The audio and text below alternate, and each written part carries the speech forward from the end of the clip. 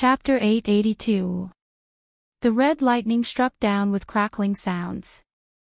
There were countless electric currents running through it. Dmo Xian had already turned around, stretched out his hand to hold Yiqing Luo's slender waist, raised his palm to condense profound qi, and was about to meet the lightning. A shocking scene happened. The red lightning, after touching the silver silk shield that Yiqing Luo had formed, it actually flickered slightly and the electric current disappeared directly. The surging red light and airflow in the surroundings also stopped at this moment. Everything returned to peace. It was as if the pressure of the divine relic had never appeared. Yiqing Luo looked at the silver silk shield in front of her and slowly withdrew the silver silk. She stared at the entrance of the red light, which could accommodate one person in a daze, with a surprised look. What is going on? Could it be? Her guess was true. The divine relic summoned her and acknowledged her. So, when she came to meet the divine relic withdrew all the protective energy. A finger flicked on her forehead. Dmo Xian sighed helplessly. If I knew that the divine relic had acknowledged you, I wouldn't have wasted so much effort to rush up. So tiring. Sure enough, this meant that the divine relic had acknowledged her. Looking at the faint outline in the red light, Yiqing Luo's brows did not ease because of the divine relic's approval. Why would the divine relic approve of me?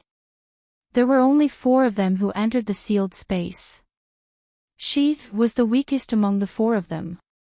No matter what, the divine relic would not take a fancy to her. If anything, it should be approved by Dmo Xian. It's very likely because the divine relic is male. Dmo Xian held his chin and answered seriously. Yiqing Luo. Divine relic was also divided into male and female. Was he kidding her? Hurry up and get the divine relic. Dmo Xian pinched her little face, his lips curved into an extremely gentle arc, his tone pampering her. Yiqing Luo rubbed her face, saw some signs of fatigue in his eyes, and knew that he was like this because of her, so she did not rebuke him for pinching her face. Instead, she obediently walked towards the entrance of the red light. Yiqing Luo hadn't noticed that after she turned around, Dmo Xian's smiling lips had slowly faded a little.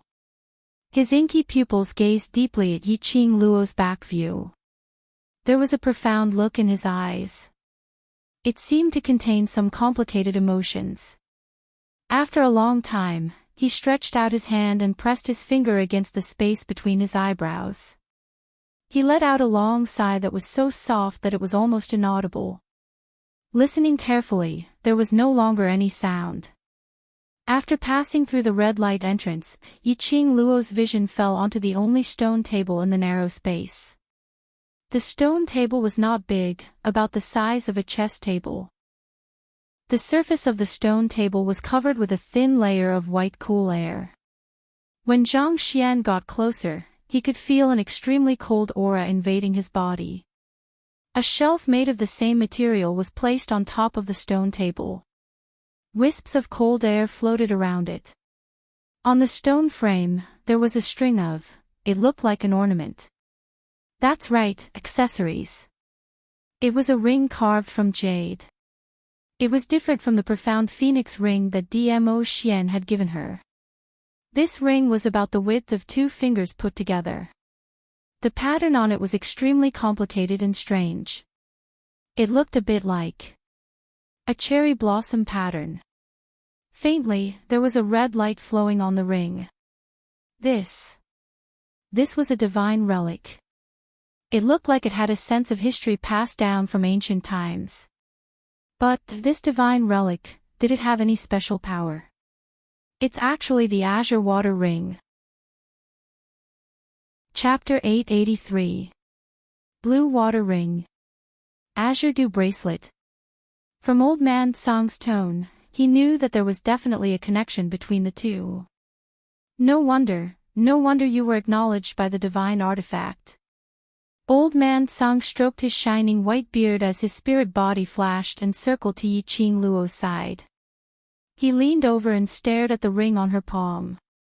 This ring, could it be a set with the Azure Dew bracelet? Old Man Song nodded with a smile on his face. His tone was unable to conceal his excitement. I forgot to tell you that there is indeed a set of Azure water accessories. However, the Azure water bracelet isn't included. A set of Azure water accessories. Then why wasn't the Azure Dew bracelet a part of the set? This old man was born in the Azure Dew bracelet. Before I became an artifact spirit, the Azure Dew bracelet already existed. As for the origin of the Azure Dew bracelet, this old man is not too clear. Old Man Song was in a good mood, and he became more talkative. According to this old man's memories, the previous owner of the Azure Dew bracelets probably only wanted to forge the Azure Dew bracelets. In the end, because there were too many materials, he forged another set of ornaments. But, Old Man Song paused. The Azure Dew bracelet is the main magic artifact. The amount of profound energy and spiritual energy poured into it is much greater than that set of ornaments. That was to say, the reason why the Azure Dew bracelet was able to contain Old Man Song and had the Purgatory Pagoda within it was because the original owner of the Azure Dew bracelet had once spent a great deal of spiritual energy to refine it. Although the other Azure Water series accessories could be called divine artifacts, they couldn't compare to the Azure Dew bracelet. And because she had signed a contract with the Azure Dew bracelet, her body contained the energy of the Azure Dew bracelet. Thus, after sensing the existence of the Azure Dew bracelet, the Azure Dew bracelet took the initiative to summon her, and even acknowledged her as its new master. Thinking about it this way, it did seem to make sense. Since you've already encountered the first Azure Dew ornament, then the following 4 kinds of ornaments, you should also gather them. Old Man Song's spirit body circled around Yiqing Luo once before entering the Azure Dew bracelet. Find the other 4 accessories. Was he going to summon the dragon god? These were all divine artifacts. A ring had once caused the sect masters of the 4 major sects to mobilize so many people to seal it. The other accessories were obviously not that easy to find. A single divine artifact isn't that powerful. Of course, it's a great help to you now.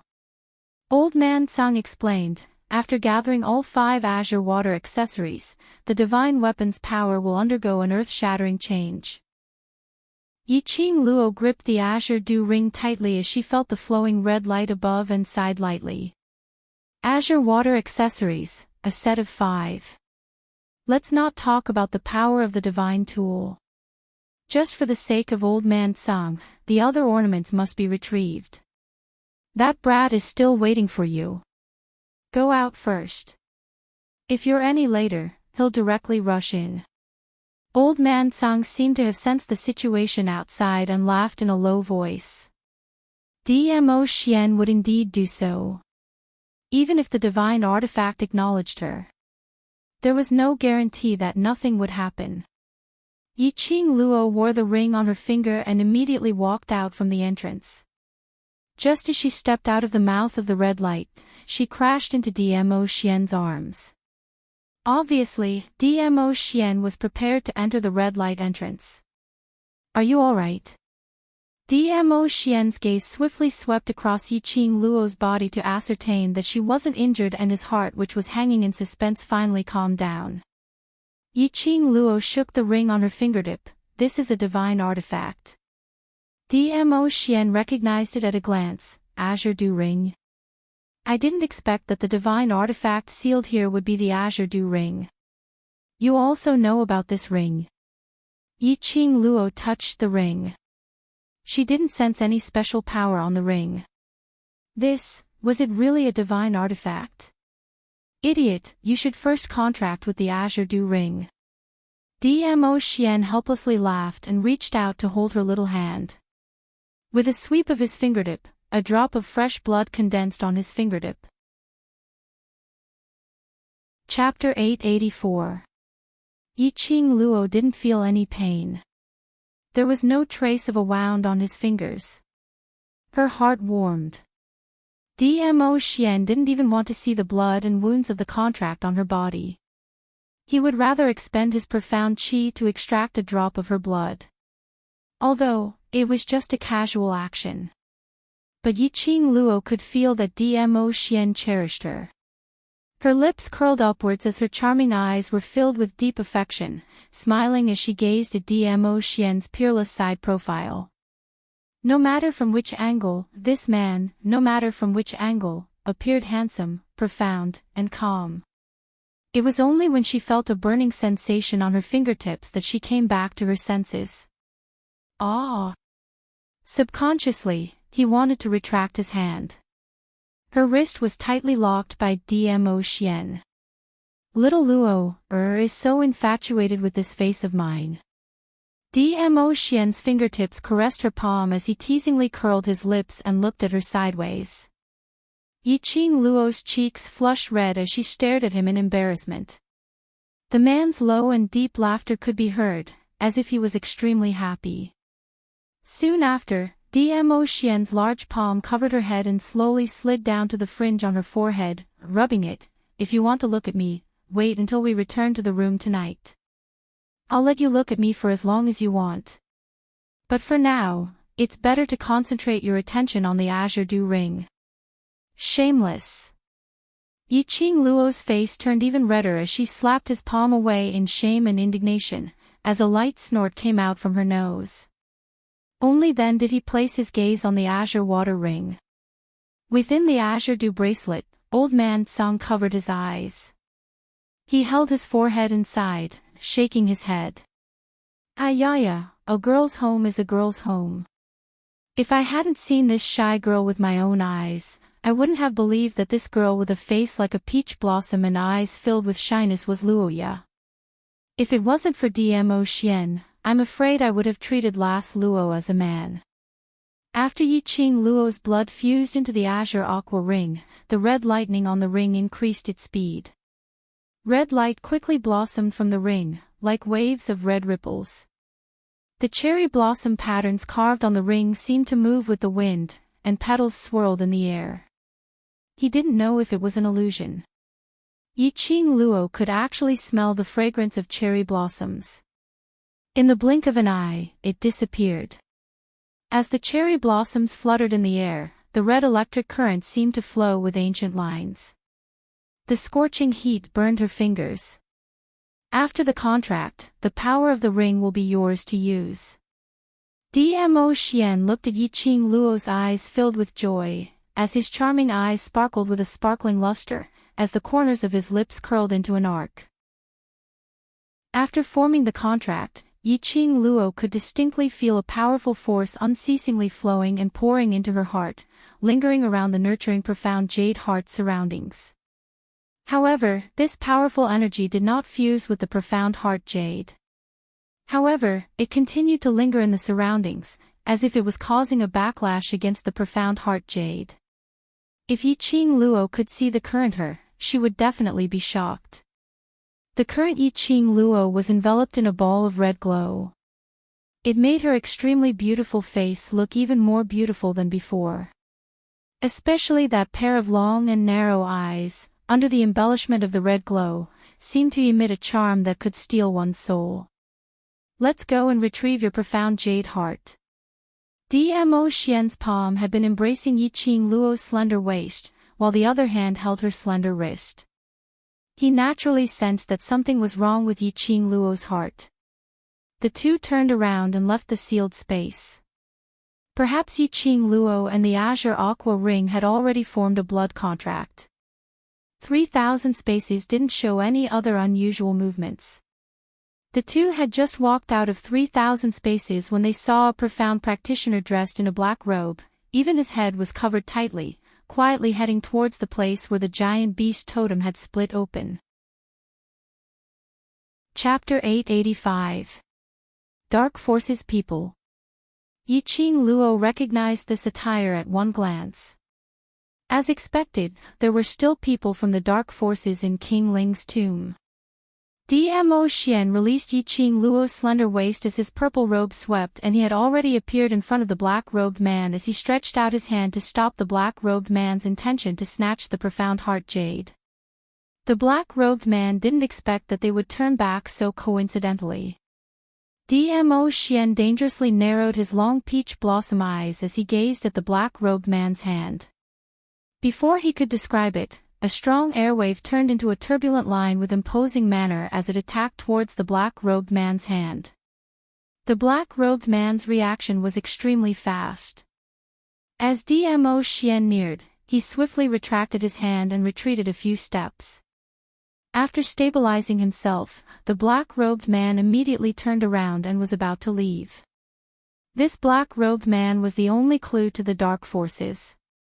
He was also the medium to release the profound yin qi in Long Yunzhan's body. How would Dmo Xian let the black-robed man leave? Without any hesitation, he chased after the black-robed man. Since you dare to snatch Lil Luo's special profound heart jade, why run? Dmo Xian's rosy lips curled up slightly as his eyes were covered with frost. That black-robed man's footsteps became faster and faster. Only, how could the black-robed man's speed compare to Dmo Xian? But within a few breaths, the black-robed man had already been stopped by Dmo Xian. Dark Forces people. That dog shit lord asked you to take Lil Luo's profound heart jade. Dmo Xian stood in front of the black-robed man as his voice was gentle as though he was having an ordinary chat, calm and indifferent. The man hidden under the black robe seemed to tremble. But he still didn't say a word. Dmo Xian lost his patience as his 5 fingers locked onto the black-robed man's neck as his fingertips flicked lightly. The black robe slid down from the black-robed man's head. Creak, a crisp cracking sound could be heard. The black robe fell off and revealed a set of ghastly white bones under the black robe. The moment the black robe was ripped off, the white bones that were used to prop up the frame broke. Substitution forbidden technique. Dmo Xian's expression changed slightly as he speedily threw the white bone in his hand out. He raised his eyes towards Yiqing Luo, and as he dashed towards her, he cried out sharply, "Lil Luo, be careful." Yiqing Luo stood by the side of the huge beast's mouth, observing their battle situation without blinking. Dmo Xian lifted up his black robe and she saw the scene of eerie white bones underneath. Old Man Tsang reminded him in his mind. This was also a type of forbidden technique called the substitution forbidden technique. By consuming a large amount of profound jade heart's energy and absorbing a large amount of demonic energy, he could use the simplest of things to create his own substitute. After listening to Old Man Tsang's explanation, Yiqing Luo immediately withdrew from the huge beast's seal, and with a fierce slap of her palm, the huge beast which had split open once again closed up. Her opponent's goal was her profound heart jade. The profound heart jade that had already disappeared for so long. With great difficulty, he finally saw his profound heart jade. How could Yiqing Luo possibly allow the Dark Forces people to take away her profound heart jade? She needed her profound jade heart. He needed his own profound heart jade. The moment the giant beast closed up, a black shadow appeared behind it. A gloomy and cold aura attacked from behind. Bam bam bam, that black-robed man's original body directly struck out several palm winds. Bursts of palm winds landed on the rock wall, which was covered with totems, causing the surroundings to shake endlessly. The ground shook, but this sealed ground didn't have a single piece of gravel falling. That huge beast, which had opened its bloody mouth and stuck out its scarlet-red tongue, didn't suffer any damage at all. However, the young lady who originally thought that she would be smashed into a meat patty under the palm winds. After the dust dispersed, there wasn't a single figure to be seen. The black-robed man reacted, turned his head and swiftly retreated, sticking close to the huge beast's rock wall. Chapter 886. The glower flame fan waved at her fingertips and a strong red glow struck towards the black-robed man's face. Things had already exceeded the black-robed man's expectations. You who have lost your profound jade heart still have such an agile reaction. A hoarse ear-piercing voice was heard from under the black robe. It was an old man's voice, and the words he said seemed to be uttered with great difficulty. Following that, the black-robed man's figure turned into an afterimage as he dodged Yi Qing Luo's attack. A blood blade suffused with profound Yin-Chi shot out from under the black-robed man's robe. Its imposing manner was like a swift and violent arrow leaving the bow. Yi Qing Luo's 5 fingers gripped the glower flame fan tightly as a surge of profound qi surged from her body towards the feather fan. She took the opportunity to open the feather fan and swept up thousands of huge waves as she met those blood blades with ease. The two forces collided in midair. The black profound Yin Qi instantly wrapped around Yi Qing Luo's profound qi. Yi Qing Luo's eyes flashed as the feather fan shot out a few strands of silver silk. The silver light flickered as it densely blossomed. Like a sharp blade, it sliced the mysterious Yin Qi into several pieces with a crackling sound. Up in midair, the two waves of power instantly dissipated. The two of them stood face to face. The black-robed man also became serious. Yi Qing Luo was much more difficult to deal with than he had imagined. How many people from the dark forces are there in the Ling King's tomb? Yi Qing Luo narrowed her eyes as she looked coldly at the black-robed man. Her peripheral vision saw Dmo Xian standing beside the huge beast totem with its bloody mouth wide open, looking as though he was watching by the side. She knew that he was prepared to let her handle the matter herself. The black-robed man also noticed that the powerful man had no intention to make a move. He then put his heart at ease as he laughed sinisterly. There aren't many people, but it's enough to make you unable to leave the Ling King's tomb. Do you think you can leave? Yi Qing Luo scoffed disapprovingly as her eyes were filled with coldness. The black-robed man was fearless. Silly lass, spouting nonsense just because you have some tricks up your sleeves. I want to see how you are going to stop me from leaving. The black-robed man's figure charged towards Yi Qing Luo once again. His target wasn't Yi Qing Luo, but the profound jade heart on the huge beast's scarlet tongue. As long as he took away the profound heart jade and left, his mission would be considered complete. Boom! A loud sound rang out. Yi Qing Luo opened her feather fan without any hesitation, not caring that Dmo Xian was still standing beside the huge beast, as she launched the next wave of attack. His imposing Xian Qi continued to bombard the area. How could the black-robed man still have the chance to approach the profound heart jade? Moreover, the black-robed man absolutely believed it. If he were to touch a single strand of hair on Yi Qing Luo, that powerful man standing under the huge beast's mouth would not hesitate to tear him into pieces. The black-robed man clenched his fists tightly. Without the two of them noticing, he cut his palm with one of his fingers. A drop of blood enveloped by the mysterious Yin Qi slowly melted into the ground. The ball of mysterious Yin Qi that was wrapped around him also dissipated. Yi Qing Luo set off a strong airwave, blowing the black robe on top of the man's head down. It revealed a pair of extremely sinister and strange eyes. It was like an ice-cold poisonous snake. The corners of the black-robed man's mouth curled into a strange, cold smile, as though he was ridiculing Yi Qing Luo's ignorance. Yi Qing Luo seemed to have realized something, as the cold glint in her eyes deepened. The attacks from the glower flame fan in her hands became even more ferocious. The enchanting red aura's pressure rose steadily.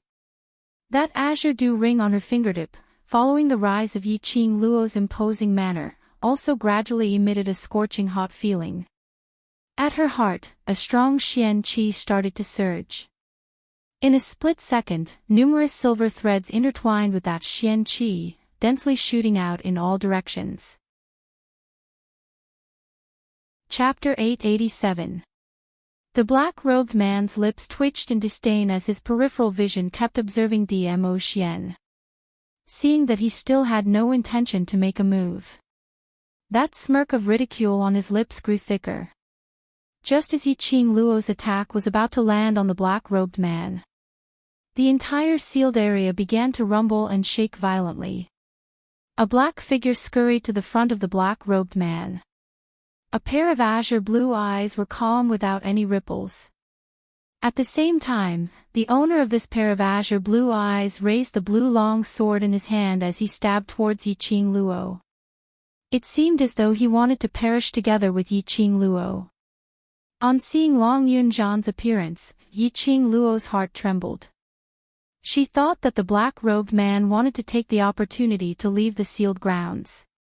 She had not expected the black-robed man to summon Long Yunzhan over.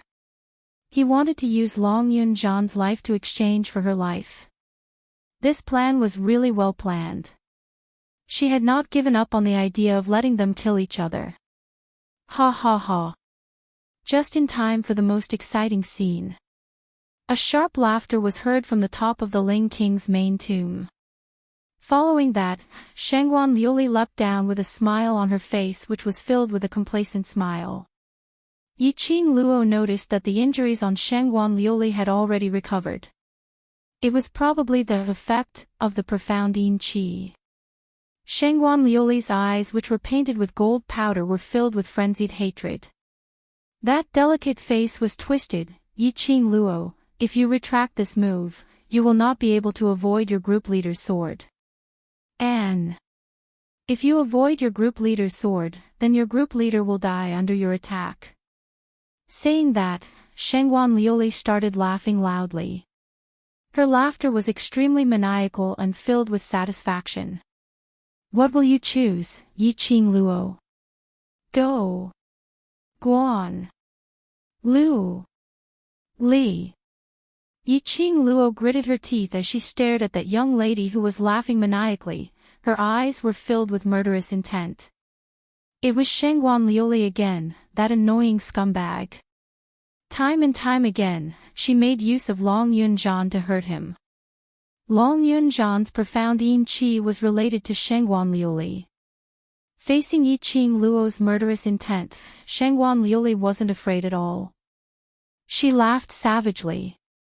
She wanted to see if Yiqing Luo would choose to be injured for the sake of the so-called loyalty. People are always selfish. No one would be willing to sacrifice themselves for others. Yiqing Luo gritted her teeth as she retracted her gaze. Right now, what she needed to think about was how to ensure her and Long Yunzhan's safety. As for Shangguan Liuli, that hopping grasshopper, once he was done with this matter, he would deal with her. It would be a piece of cake. Looking at Long Yunzhan's expressionless face, his profound energy was already closing in on him, but he didn't have the slightest intention of opening it. Yiqing Luo's face turned slightly pale. It was impossible for her to let the profound energy she had released earlier land on Long Yunzhan's body. She naturally understood exactly how much energy she'd expended to sweep up that strand of profound energy earlier. If Long Yunzhan really took it, Long Yunzhan was either dead or crippled. Yiqing Luo's eyes flashed as she secretly gritted her teeth. At this moment, the silver threads of the glower flame fan swiftly retracted and immediately rolled up another strong wave of qi. Forcefully, it caused the profound energy which was released earlier to deviate by an angle. At the same time, Yiqing Luo's footwork extended as she displayed her own set of strange footwork in an attempt to avoid Long Yunzhan's attack. But Yiqing Luo had forgotten about it. Even if Long Yunzhan's consciousness was controlled by the profound yin qi. But this body was still Long Yunzhan's body. At the same time when Yiqing Luo's footwork was displayed, Long Yunzhan's body had already predicted that she would make such a move. Immediately, his long sword tilted. Chapter 888. Little Luo, Dmo Xian's peach blossom eyes were deep and gloomy as he was about to make a move to fetch Yiqing Luo. Seeing this, the man in black quickly rushed toward the giant beast. Dmo Xian's eyes narrowed as his purple robe fluttered. His cold and piercingly cold voice was intimidating. under this lord's eyes, how dare you snatch the thing that this lord wants? As soon as he finished speaking, a powerful profound energy erupted from his surroundings. Wave after wave, they spread throughout the entire sealed area. The black-clothed man, who was rushing toward the giant beast, was forced to spit out a mouthful of blood under the strong pressure. He fell to the ground, unable to move. Dmo Xian gave a light harumph as he turned his head to look at Yiqing Luo. Long Yunzhan hugged the young girl whose shoulder was pierced in the shoulder. Long Yunzhan's hand which was holding the long sword was stained with Yiqing Luo's blood as he kept on trembling and crying out. Faintly, one could see Long Yunzhan's trembling body. He was about to step forward, but he stopped. A vortex that seemed to be able to swallow everything surged in the depths of his dark and gloomy eyes. He turned around and returned to the side of the huge beast's bloody mouth, quietly guarding Yiqing Luo's profound jade heart. Yiqing Luo's face turned pale from the pain as she glanced at the wound on her shoulder. As expected of a sword made from the bones of a human and a dragon. Just by grazing her shoulder, so much blood gushed out. Her body was in Long Yunzhan's arms. She could clearly feel Long Yunzhan's long body trembling. Ah Zhan. Yiqing Luo endured the intense pain on her shoulder as she called out Long Yunzhan's name softly. Long Yunzhan's body trembled even more. His chest was forcefully propped up by Yiqing Luo, and when she saw his face, Yiqing Luo was stunned. That pair of azure eyes, at this moment, was enduring some kind of intense pain. The black aura in his eyes kept moving. With every movement, Long Yunzhan's brows furrowed a little more. However, he forcefully suppressed this intense pain. It seemed to be fighting intensely against the mysterious Yin Qi. Yiqing Luo understood something. The sword in Long Yunzhan's hand was made from Long Yunzhan's bones. After being stained with her blood, Long Yunzhan naturally sensed her presence. It was her blood that awakened Long Yunzhan's consciousness. Her eyes sparkled as she reached out and gripped Long Yunzhan's clothes, speaking in a gentle voice, "Ah Zhan, it's me. Open your eyes and look at me." The cries caused Long Yunzhan to reveal an extremely pained expression. At this moment, the mysterious Yin energy flowing in his eyes grew larger and larger, swirling around him. Long Yunzhan couldn't bear the heavy burden as he howled loudly, as he loosened Yiqing Luo's petite body. Then, he turned around and rushed out of the sealed area, disappearing without a trace. Yiqing Luo stabilized her body and chased after Long Yunzhan for a few steps, but helplessly the wound on her shoulder emitted a tearing pain. She put her hand on her shoulder and gave up on the idea of chasing after him. Her blood still remained on Long Yunzhan's long sword. He would definitely be able to make Long Yunzhan regain his rationality. What a scene of deep affection and righteousness. Shengguan Liuli stared at Yiqing Luo malevolently, her eyes filled with viciousness. It was such a good opportunity, but it didn't develop according to his imagination. They had not expected that Yiqing Luo really chose to accept their group leader's sword and not let him get hurt. This ridiculous sense of loyalty, it was simply a joke. Shengguan Liuli's eyes were filled with wanton profound Yin energy as her 5 fingers suddenly turned into eagle claws, charging towards Yiqing Luo's direction. Yiqing Luo gave a cold laugh as the feather fan in her hands flipped a few times, directly welcoming Shengguan Liuli's attack. Profound qi surged like a rainbow, creating a devilish crack in the air. That black profound Yin energy intertwined with Yiqing Luo's red glow. Bam! Chapter 889. Even though Shengguan Liuli had the mysterious Yin Qi to back her up, Shengguan Liuli was just a piece of trash. Yiqing Luo sneered, her fingertips touched the scorching ring and her 5 fingers clenched tightly. A powerful profound qi that caused one's heart to palpitate burst forth from Yiqing Luo's body. Shengguan Liuli's expression suddenly changed. Just as he was about to turn around and run, a piercing chill came from behind him. Shangguan Liuli knew that she couldn't escape, so she gave up and racked her brains to think of a way to deal with it. Suddenly, an idea flashed past her mind as she anxiously said, "Yiqing Luo. You can't kill me. The woman who blocked the sword for you earlier, the poison in her body was not only from the purple poppy grass. There was also the powder specially made by the dark forces. If you kill me, that woman will die too." Shangguan Liuli's words successfully stopped the movements of the people behind her. The glowing flame fan was only a few fingers away from her neck. "What did you say?" Yiqing Luo's fingers tightened on the feather fan as she questioned him coldly. It was a matter of life and death. No matter how quick-witted Shangguan Liuli was, she knew that it was a matter of life and death. As long as she could use that woman as a threat, Yiqing Luo would absolutely not dare to kill her. Thinking up to this point, Shangguan Liuli's expression calmed down. "If you don't believe me, you can kill me and go back to find some purple millet grass to see if you can save your companion." Shangguan Liuli raised her neck high, as though waiting for Yiqing Luo to strike. Yiqing Luo clenched her fists, her long and narrow eyes were piercingly cold. In the end, he put away the feather fan. Regardless of whether Shangguan Liuli's words were true or false, Yiqing Luo didn't even dare to use Yan Shaoyi's life to probe. If Yan Shaoyi was really poisoned by the dark forces, Ghost Doctor, he didn't know if he could make an antidote. Shangguan Liuli heaved a sigh of relief when she saw the danger was resolved, and then a wisp of a cold smile appeared on her face. Letting go of a person who wanted him dead was the worst choice he could make. Unfortunately, Yiqing Luo let her off. Just for that ridiculous sense of brotherhood. Shangguan Liuli was dismissive. Things like loyalty would only become her stumbling block. There was nothing in this world that could be relied on. Only he could use all his means to stand at the peak.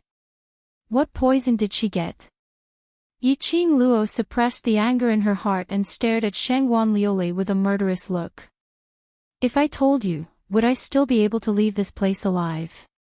Shangguan Liuli sneered, the black chi slowly covering her body once more. "If I asked you to leave, would you still tell me?" Yiqing Luo's charming eyes suddenly turned piercingly cold. Her fingertips pinched the glower flame fan as she approached in a flash, unafraid of the profound yin qi surrounding Shangguan Liuli. With a wave of the feather fan, the dark yin qi was split open. In the blink of an eye, she had already approached Shangguan Liuli. She reached out and grabbed Shangguan Liuli's collar. "You dare to play such petty tricks in front of me?" Yiqing Luo's speed was so fast that even the profound yin qi had not detected her. Shangguan Liuli stared at Yiqing Luo in astonishment, as she obviously felt that Yiqing Luo's power had increased once again. The divine relic had fallen into Yiqing Luo's hands. Shangguan Liuli's peripheral vision glanced at the ring on Yiqing Luo's fingertip as her pupils contracted slightly. Noticing Shangguan Liuli's expression, Yiqing Luo directly locked her lower jaw as she sneered, "Looks like you've just tasted some sweetness and you're so obedient to that so-called lord of yours. Thinking of helping that lord to get the divine relic." Shangguan Liuli's face instantly turned pale as her pupils contracted. Chapter 890. However, Shangguan Liuli's tone was flustered, as well as that unconcealable flickering glint in her eyes which had tried her best to make her expression calm. It showed that Shangguan Liuli absolutely knew the Dark Forces' Lord, and knew that the Dark Forces' objective for this mission was the God Relic.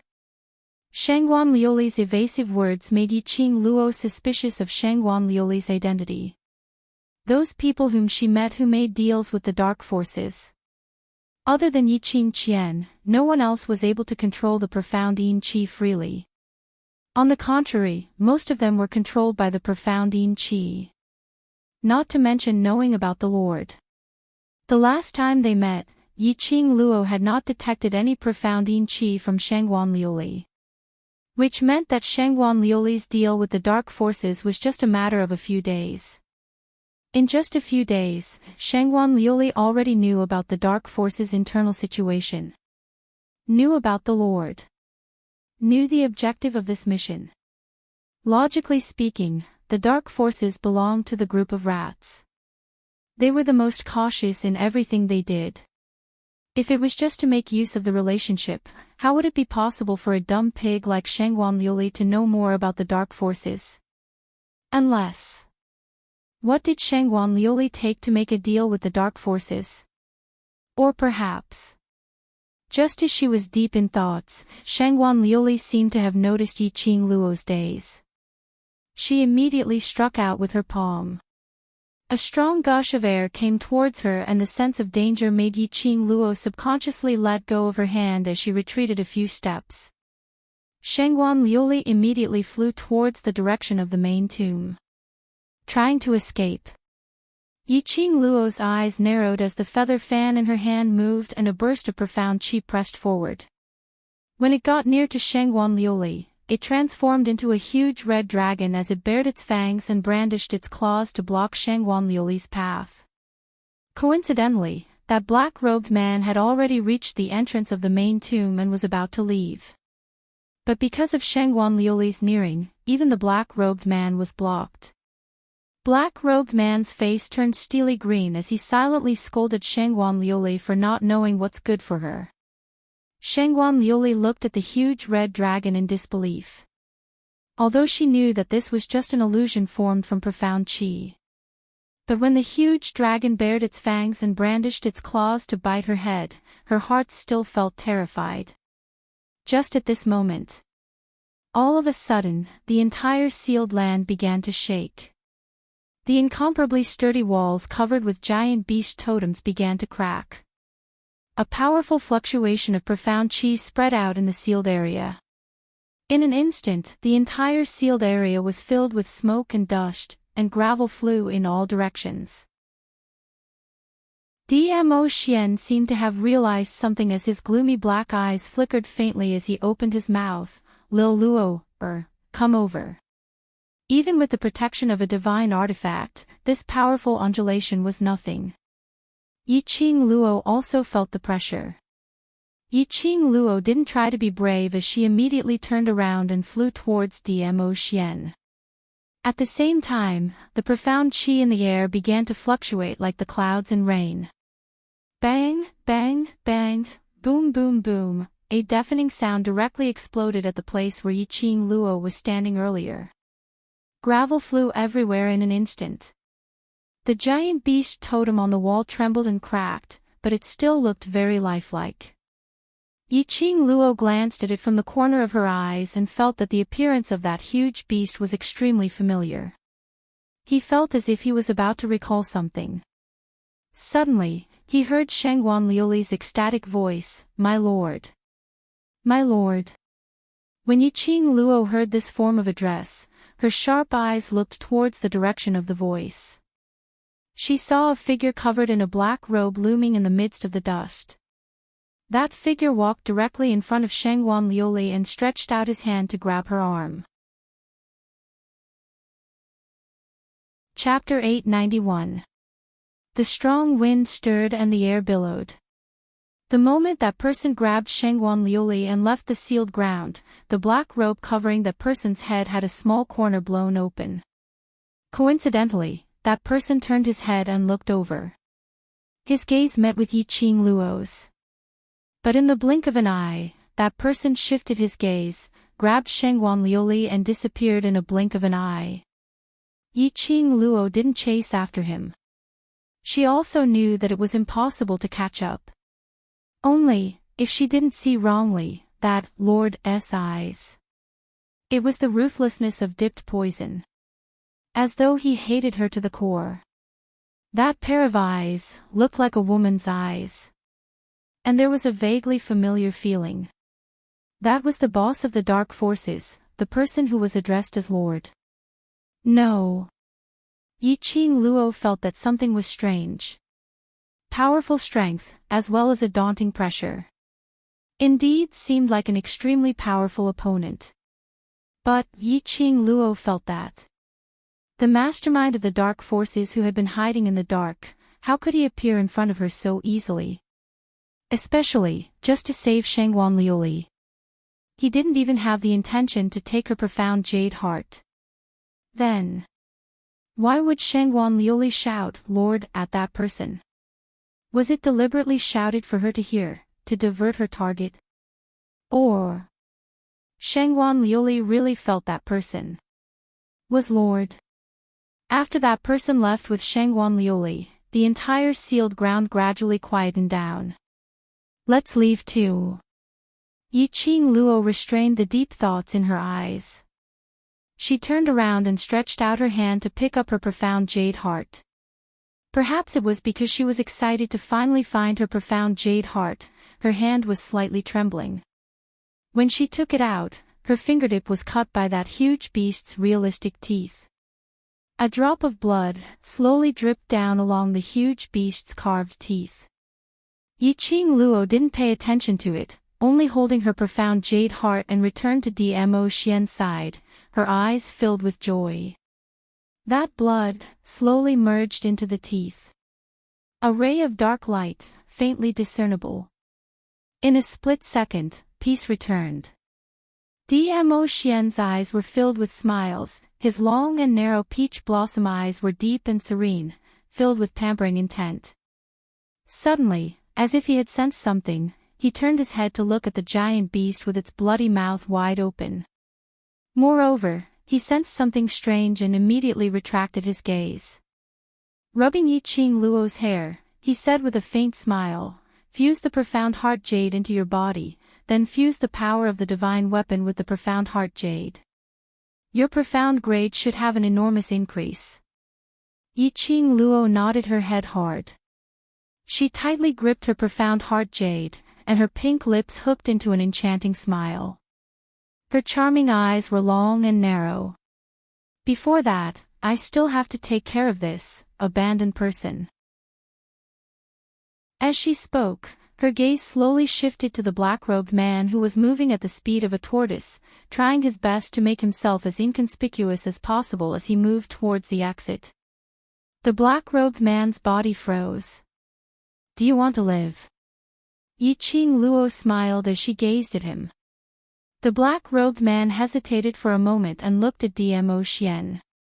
He seemed to be weighing something. If it was Yiqing Luo alone, without the profound heart jade, she might still have a chance to deal with it. But that man, the black-robed man suddenly remembered that the man seemed to have called himself main body. The original body, the black-robed man's expression abruptly changed as he guessed Dmo Xian's identity. Immediately, he nodded without hesitation. "I want to live. Answer a few of my questions. If I'm satisfied, I can consider letting you leave." Yiqing Luo smiled satisfactorily as she threw out a bait. The people from the dark forces, each more selfish than the other. They were all extremely greedy for life and afraid of death. Just look at Elder Xiong and Guardianing and you'd know. Chapter 892. Under Dmo Xian's identity, the black-robed man totally didn't notice the murderous intent in Yiqing Luo's eyes when she said the sentence. Most importantly, in the eyes of the black-robed man, Yiqing Luo's arrogance was merely because of Dmo Xian's backing. And he didn't put Yiqing Luo in his eyes. That person earlier isn't the so-called Lord, right? Yiqing Luo narrowed her eyes as she asked the first question. The black-robed man's face instantly turned pale. That sinister and sneaky face surfaced a trace of fear and fear. He shook his head and made a cross gesture with his mouth. "Can't say." Yiqing Luo narrowed her eyes as a sliver of danger appeared. The black-robed man's gaze looked towards Dmo Xian as he struggled to shake his head, indicating that he really couldn't answer this question. Yiqing Luo was about to open her mouth when Dmo Xian's warm palm covered her shoulder. Yiqing Luo looked back at him.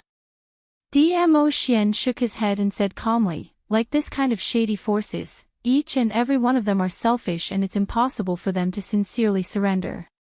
Only benefits will drive them to surrender. In other words, these people from the dark forces, none of them could be trusted by the upper echelons of the dark forces. Let them enter the Nirvana realm to complete the mission. Other than the so-called Lord, who had something to blackmail them with, there was no one else. These people were all inflicted with a forbidden spell. Once they mentioned anything about the Lord from the dark forces, they would die miserably. In other words, whether that person was the Lord, Yiqing Luo couldn't get any confirmation from the black-robed man. She also couldn't get any useful information from the black-robed man. Yiqing Luo indifferently straightened her waist. Since you can't get any answers, then just kill them to save time. Saying that, she held the profound heart jade and turned back to the huge beast to start fusing with it. That black-robed man was trembling in fear as he immediately shook his head and begged for mercy. I can't answer this question, but I have other information that can exchange my life. Ha! Yiqing Luo stopped her footsteps in interest. Turning back, she saw the black-robed man looking at Dmo Xian with a face full of fear. Her smile deepened as she knew the reason why the black-robed man was so obedient was because Dmo Xian was standing beside her. To tell the truth, this feeling of borrowing the tiger's might was actually quite good. The black-robed man trembled and said, the dark forces seem to want to return to the Nirvana realm. The people who have come to the Nirvana realm have already taken up 1/3 of the dark forces. Yiqing Luo frowned as she looked at Dmo Xian. As expected, Dmo Xian's expression turned grave. It seemed like he did not receive the news that the dark forces had come to the Nirvana realm. 1/3 of the dark forces had arrived. As the number one evil palace, the Imperial Palace didn't receive any news. The dark forces had infiltrated the Nirvana realm too stealthily. Or could it be that the Imperial Palace's investigation level had also been infiltrated by the dark forces? Seeing that the two of them were deep in thought, the black-robed man thought that there was a chance and continued, there are about 1,000 people who have been infected by the mysterious Yin Qi. I guess it is possible that they are trying to conquer the Nirvana realm and return to it. The black-robed man paused for a moment and hid the way he addressed him. Want to conquer the Nirvana realm? Return to the Nirvana realm.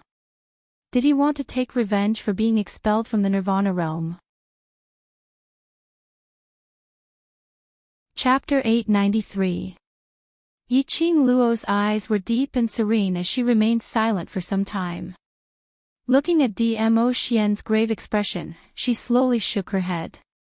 Her tender red lips curved into a flirtatious smile. Word by word, her pink lips opened and closed. I want to know everything except for your boss.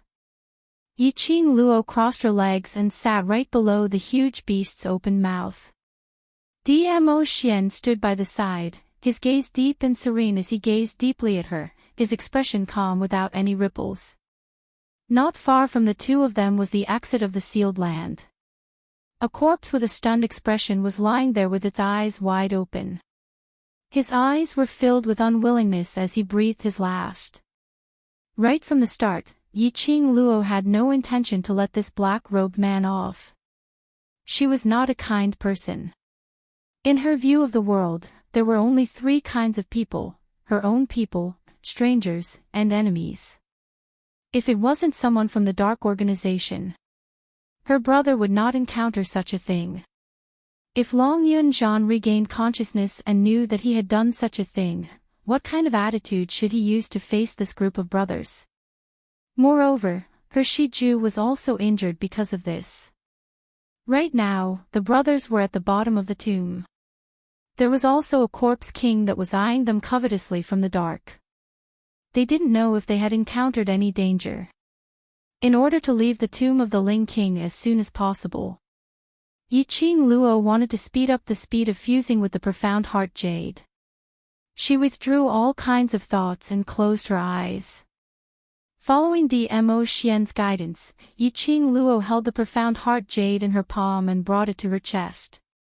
A bewitching red light slowly wrapped around the profound heart jade. Bit by bit, it merged into Yiqing Luo's body. The red light was bewitching and dazzling.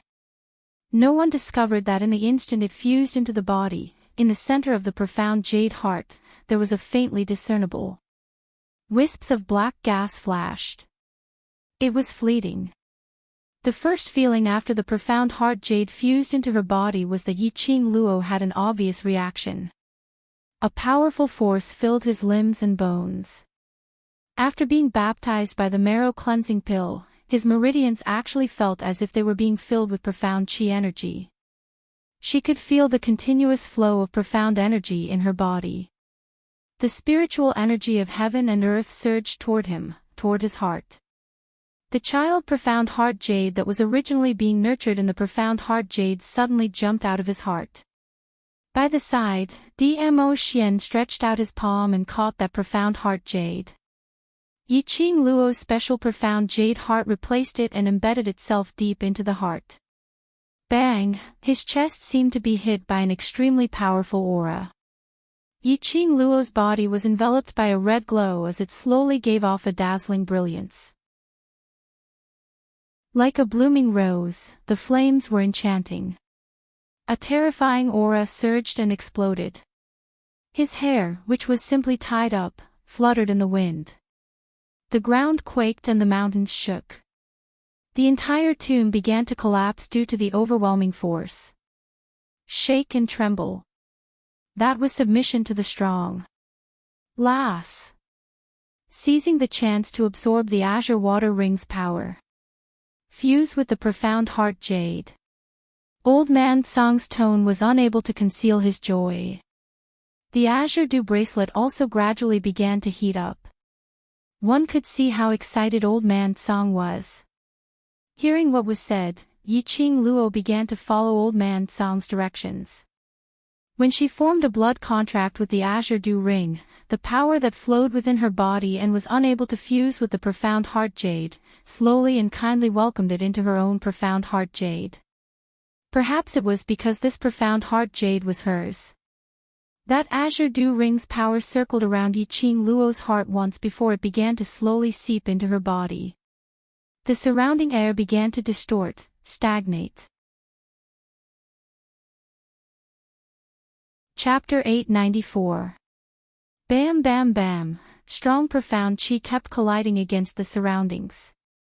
The air was stagnant and heavy. Carrying a majestic pressure, it made one's breathing become extremely difficult. Finally, the entire sealed ground collapsed as it couldn't bear the pressure.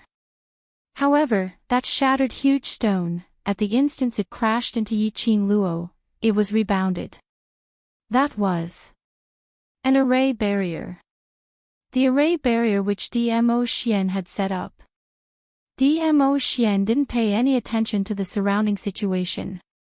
The current his gaze was fixated on Yiqing Luo, paying close attention to her. His deep black eyes could only accommodate Yiqing Luo one person. He allowed the broken stones to collapse and the tomb to be destroyed. A ray of light shot into the tomb. Following that, densely packed light rays shone downwards. Following the destruction of the earth and mountains. Rumble, the tomb completely collapsed. A radius of 100 miles was leveled to flat ground. Vice Group Leader Qing Luo. Worried voices shouted out in unison. But they saw Yiqing Luo's eyes shut tightly, apparently in meditation. Qiao Jin immediately made everyone keep quiet. Over 100 people rushed over in unison. But no one opened their mouths to speak. After the tomb collapsed, all the stone walls had already turned into nothingness. If it wasn't for the fact that Baiming Lian's city had urgently set up the array barrier at the critical moment, they were afraid. Even if they weren't crushed to death by the huge stones. Then they would also be shocked to death by this majestic and powerful energy. 100 of them were all enveloped in Baiming Lian City's array barrier, as they looked at Yiqing Luo with a complicated and shocked expression. Originally they thought that to release such a powerful energy, and to flatten the entire tomb. Other than the Overlord, there was no one else. Of course, there was a possibility that the mastermind behind this had appeared. They were burning with anxiety, worried about Yiqing Luo. But they had not expected that the one who released such a powerful energy was actually Yiqing Luo. "Zhou, why are there so many people around?" Suddenly, a WorldLink mercenary's voice was trembling slightly. This sentence made everyone's gaze shift away from Yiqing Luo. When they looked around, everyone's eyes widened in shock. They saw the entire King Ling's tomb was surrounded by at least 2,000 to 3,000 people, a black mass. They were at least 50 meters away from the tomb. The entire tomb was surrounded by 3 layers of guards. Judging from their uniform, there were at least a few hundred people from different forces gathered here. What was going on? Why were there so many people outside the tomb for no apparent reason? Mercenary group. Someone has indeed barged into the tomb of the Ling King. Could it be that the seal on the divine artifact was broken by these kids? Let's see which one of them has a divine artifact. What are you looking at? Just kill him and the divine artifact will come out. Everyone was talking at once, discussing spiritedly. The group of people in the world group were all stunned when they heard that. What divine artifact? What seal? What exactly was the purpose of the profound practitioners of these powers coming here? Just as the mercenaries were looking at each other in confusion, a strange light flashed across their faces. The earth shook and the mountains shook again. Following that, Yiqing Luo, who was originally sitting cross-legged, suddenly floated up into mid-air. A ball of flame-like light enveloped her whole body. Boom, boom, boom. Within 100 miles of her surroundings, the profound chi instantly exploded, as though it was a sea of fire. The surrounding thousands of cultivators were all injured by this profound chi. Those who reacted quickly opened up a barrier to defend. Those who were slow to react were directly sent flying by the profound chi. Chapter 895. Yiqing Luo slowly opened her eyes. The bewitching red glow was like a sharp blade as it shot out. Dressed in black, the cherry blossoms on her sleeves swayed along with the wind. Like a ball of flame, it was burning. She retracted her gaze as she gazed at her surroundings. Like a high and mighty queen, looking disdainfully at all living beings and the heavens. She had advanced. More accurately, she had broken through. At the 4th stage of the profound realm, after fusing with his incomparably special profound jade heart, the speed at which he absorbed profound energy, as well as the speed at which he cultivated, was 100 times faster than before. Adding on to the blood-packed God Relic, sharing energy with the God Relic. She had directly leaped to profound grade. Successfully advanced to Earth Profound 4th grade realm. She could be called as a high-leveled cultivator. Earth Profound grade. In the entire West continent, there were no more than 500 people who could name this name. Earth Profound grade and above could be called as high-leveled cultivators. Like Yiqing Luo, who was merely 15 years old, had already become an Earth Profound 4th grade high-leveled cultivator. Even in the entire Nirvana realm, she was probably the number 1. Advanced. Vice Group Leader advanced. I can't tell Vice Group Leader's profound grade, such a powerful strength, surely she's already in Earth Profound grade. She's absolutely above Earth Profound grade. Heavens! You know, before today, our Vice Group Leader was only in Mystic Profound grade. That's too abnormal. Vice Group Leader is simply the most abnormal among the abnormal. The youngsters in the world group were about to kneel down in front of Yiqing Luo. One must know that when Yiqing Luo first joined Devil Class, she was only in Yellow Profound grade. Later on, she leaped to Mystic Profound grade. Now she was immediately promoted to Earth Profound grade. Other people had to spend over 10 years or even their entire lives to not be able to cross the Profound grade.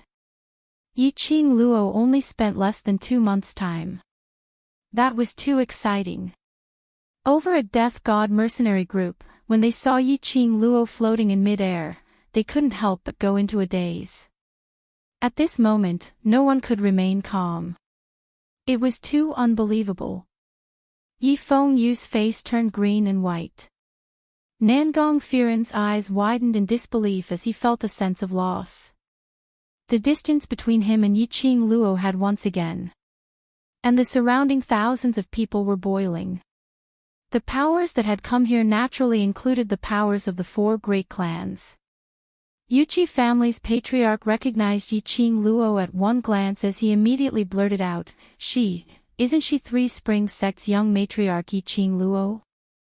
How could this be?"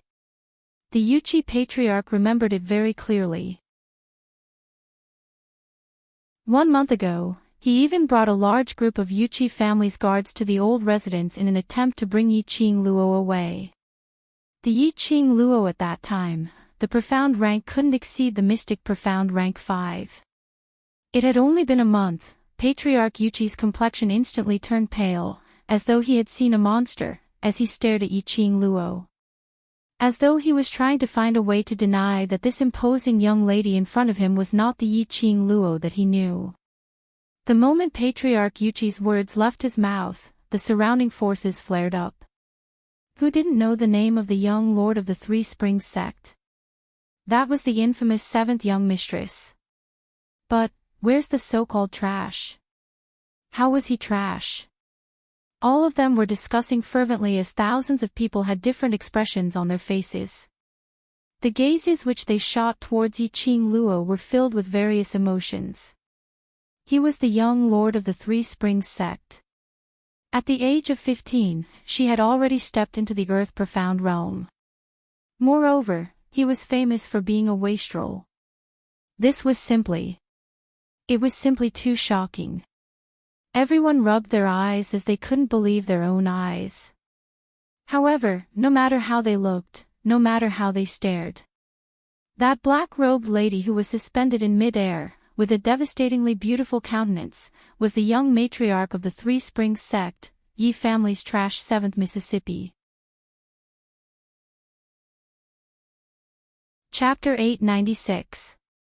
Yiqing Luo's long and narrow eyes seemed to bear all the splendor between heaven and earth. The smile on her lips was enchanting, and coupled with the imposing manner she was giving off, her entire personality was exceptionally captivating. Yiqing Luo didn't bother about other people's discussions. Her line of sight was fixed on a figure not far away, hidden in the dark. Her long and narrow eyes squinted dangerously as she smiled and frowned, looking extremely flirtatious. That glass-like eyes were overflowing with brilliant colors, as though the stars in the sky, dazzling. Vice Group Leader. The World Group's mercenaries looked up at Yiqing Luo, as their eyes were filled with envy. Yiqing Luo slowly lowered her eyelids as her vision swept past everyone, as her pink lips curled into a faint arc. As though she was consoling them, making them feel at ease. Finally, her gaze was fixed on a certain spot. It was Yan Xiaoyi. Yan Xiaoyi's face was drained of blood as she leaned into Qiao Jin's arms unconsciously. There was an extremely frail-looking Shiju by the side, as it raised its huge leopard head, as its bronze bell-sized eyes stared at her in a daze. Several times it wanted to stand up and stand by her side. But it didn't seem to have any energy, as it could only stare at her in a daze. Yiqing Luo's chest was in pain as her eyes overflowed with a vicious look. When she raised her eyes again, it congealed at a certain spot as her voice was extremely chilly. Shangguan Luli, today's enmity, Yiqing Luo, will repay you 100-folds in the future. The two people who were hiding in the shadows saw that their concealment had been discovered and couldn't be bothered to hide anymore. They saw a black-robed man pinching Shangguan Luli's arm as he walked out from the shadows. Shangguan Luli had no signs of fear. There were so many people around, why would she be afraid of Yiqing Luo? So what if she was in Earth Profound Realm? She was still no match for her. Shangguan Luli sneered, another day. Do you still have another day? Simply ridiculous. Even if she detected that she was hiding in the shadows, she didn't kill her directly. What vicious words, that she would take revenge in the future. Did she really think that she had advanced to Earth's profound realm, so powerful that she could overturn the heavens? Shangguan Luli scoffed. Yiqing Luo's gaze was chilly as her lips curled into an icy arc. Really? That smile was like an azura from hell, extremely terrifying. Shangguan Luli shivered for no reason. However, he stubbornly refused to admit defeat. Could it be that you want to kill me in front of everyone? I'm the fifth daughter of the Shangguan clan. How dare you kill me? The Shangguan clan won't let you off. I won't kill you, at least not now. Yiqing Luo sneered as she said it word by word. You. Shangguan Liuli was stunned. She could tell that Yiqing Luo really had no intention to kill her now. If Yiqing Luo wanted to kill her, even if the surrounding people were all from the Shangguan family, Yiqing Luo wouldn't hesitate at all. Shangguan Liuli frowned, suddenly not understanding what tricks Yiqing Luo was playing. Doesn't the academy have an interclass competition? Didn't you issue a challenge to the devil class? How about I add another bet? Yiqing Luo's lips curled into a devilish smile. Shangguan Liuli's brows furrowed even more, and she subconsciously looked at the black-robed man beside her. After a silent exchange, Shangguan Liuli then looked at Yiqing Luo. What? If the devil class wins the championship, I want your profound jade heart, as well as your tendons and meridians. Yiqing Luo's voice was like frost. Her tone was calm, as though she was having a casual chat. Conversely, I will hand over my profound jade heart, as well as my tendons and meridians. When she said that, not only was Shangguan Liuli stunned. Even the surrounding forces were stunned. Wasn't this bet a little too big? Using her profound jade heart and tendons as the bet, that was also betting her entire life. Chapter 897. You. Shangguan Liuli bit her lower lip tightly, her eyes were covered with gold powder, looking extremely comical. You're crazy. Yiqing Luo was absolutely crazy. Otherwise, why would she make such a suggestion? Anyone with eyes could tell that devil class would not be able to obtain the final victory in the interclass competition. One must know that the interclass competition was a competition between a class and a team. Even if Yiqing Luo was in the Earth Profound grade and was ranked top 10 in the Heavenly Academy's top exponent ranking, it was impossible for her to defeat the other classes. Moreover, even if the low, medium and high class 2 really lost to Yiqing Luo alone, the Academy would absolutely not let a waste class win the championship. They would definitely send out the students from the class of gods. Yiqing Luo was a top exponent, her ability was on par with the students from the class of gods. But there was only one Yiqing Luo in the devil class. And in the class of gods, every student's profound grade was above Yiqing Luo. Win the championship. How could that be possible? Shangguan Liuli couldn't understand where Yiqing Luo got her confidence from, to think that devil class could win the championship. And he even bet his entire life on this interclass competition. In front of thousands of cultivators and various forces, she made this bet. Which meant that once this bet was established, the bet must be completed. Otherwise, these forces wouldn't have stood by idly. Why, you don't dare. Yiqing Luo curled her lips coldly, her tone was filled with disdain and contempt. Shangguan Liuli's malevolent face flushed red. Why wouldn't I dare? All right. Let's bet. As long as devil class wins the championship, I will destroy my own profound jade heart and meridians. Just as she finished her words, Shangguan Liuli covered her mouth fiercely, feeling extremely annoyed. How could she be agitated by Yiqing Luo? He actually agreed to this ridiculous wager. But the words had already been said out in front of everyone, there was no room for regrets. Moreover, before she could regain her senses, a drop of crystal-clear blood shot out from Yiqing Luo's fingertip, directly falling onto Shangguan Liuli's forehead. In a split second, it merged into her body. Shangguan Liuli's face turned steely green as she stretched out her hand to wipe her forehead. "You, what did you do to me? What are you doing?" "Don't worry, it's just a curse." Yiqing Luo's lips curled up slightly as she sneered coldly. "This is to prevent the both of us from reneging on the bet, isn't it?" Shangguan Liuli's face turned pale, and her body trembled. She secretly thought that Yiqing Zhen was too ruthless. He was so ruthless to himself, not to mention to others. He swore on his heart's blood. It was a curse cast using the blood of his heart. Once the wager was established, if one of the parties went back on their word, then, that party would be forced to carry out the wager according to the wager. For example, the bet between Yiqing Luo and Shangguan Liuli, in order to destroy the profound heart jade, had already broken all the tendons in her limbs. Then, after the curse was established, Yiqing Luo or Shangguan Liuli, whichever side lost the bet, wasn't willing to destroy their own profound jade heart and meridians. This curse would be forcefully performed. Shangguan Liuli was still remorseful and frightened. The black-robed man beside her tightened his grip on her wrist. Shangguan Liuli's face paled, and she immediately looked at the black-robed man respectfully. Shangguan Liuli's eyes lit up as if they had communicated with each other, revealing a joyful expression. What fear!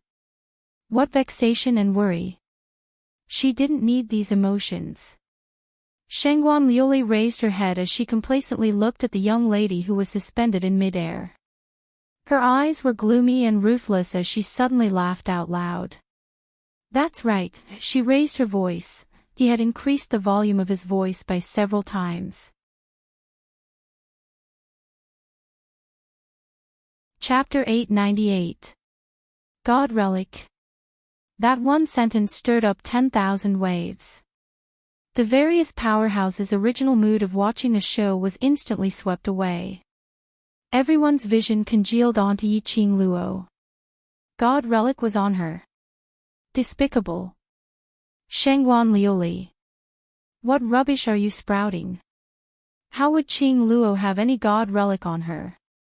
Don't think that you can escape just because everyone's attention is focused on us. The World Mercenary Group's mercenaries' expressions turned especially ugly. They immediately opened their mouths to defend Yiqing Luo. Yiqing Luo didn't say a word. She stared coldly at Shangguan Liuli, who had a smug look on her face. In the end, her gaze was fixed on the black-robed man beside her. King Ling's tomb had been blown up and various forces had gathered around. It must be because the dark forces had released the God Relic seal, causing the God Relic's aura to leak out, attracting various forces and a large number of cultivators to get their hands on this God Relic. After all, it was an ancient God Relic from thousands of years ago. There were too many cultivators who wanted to get it. Otherwise there wouldn't be so many cultivators gathered around here. Whereas Shangguan Liuli's words should be instructed by that black-robed man, trying to make use of the surrounding forces to stop her from capturing them. It seemed that this so-called His Lordship was still somewhat afraid of her. The surrounding forces had obviously pointed the spearhead towards Yiqing Luo. The complacent smile on Shangguan Liuli's face became even more radiant. The God Relic is on Yiqing Luo. I can testify on my identity as Shangguan family's fifth Missy.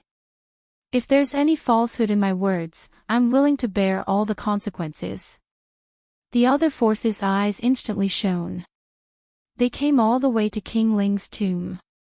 Wasn't it all for this God Relic? Now the God Relic was in the hands of a young lass. So what if she was an Earth Profound expert? How could one person fight against so many of them?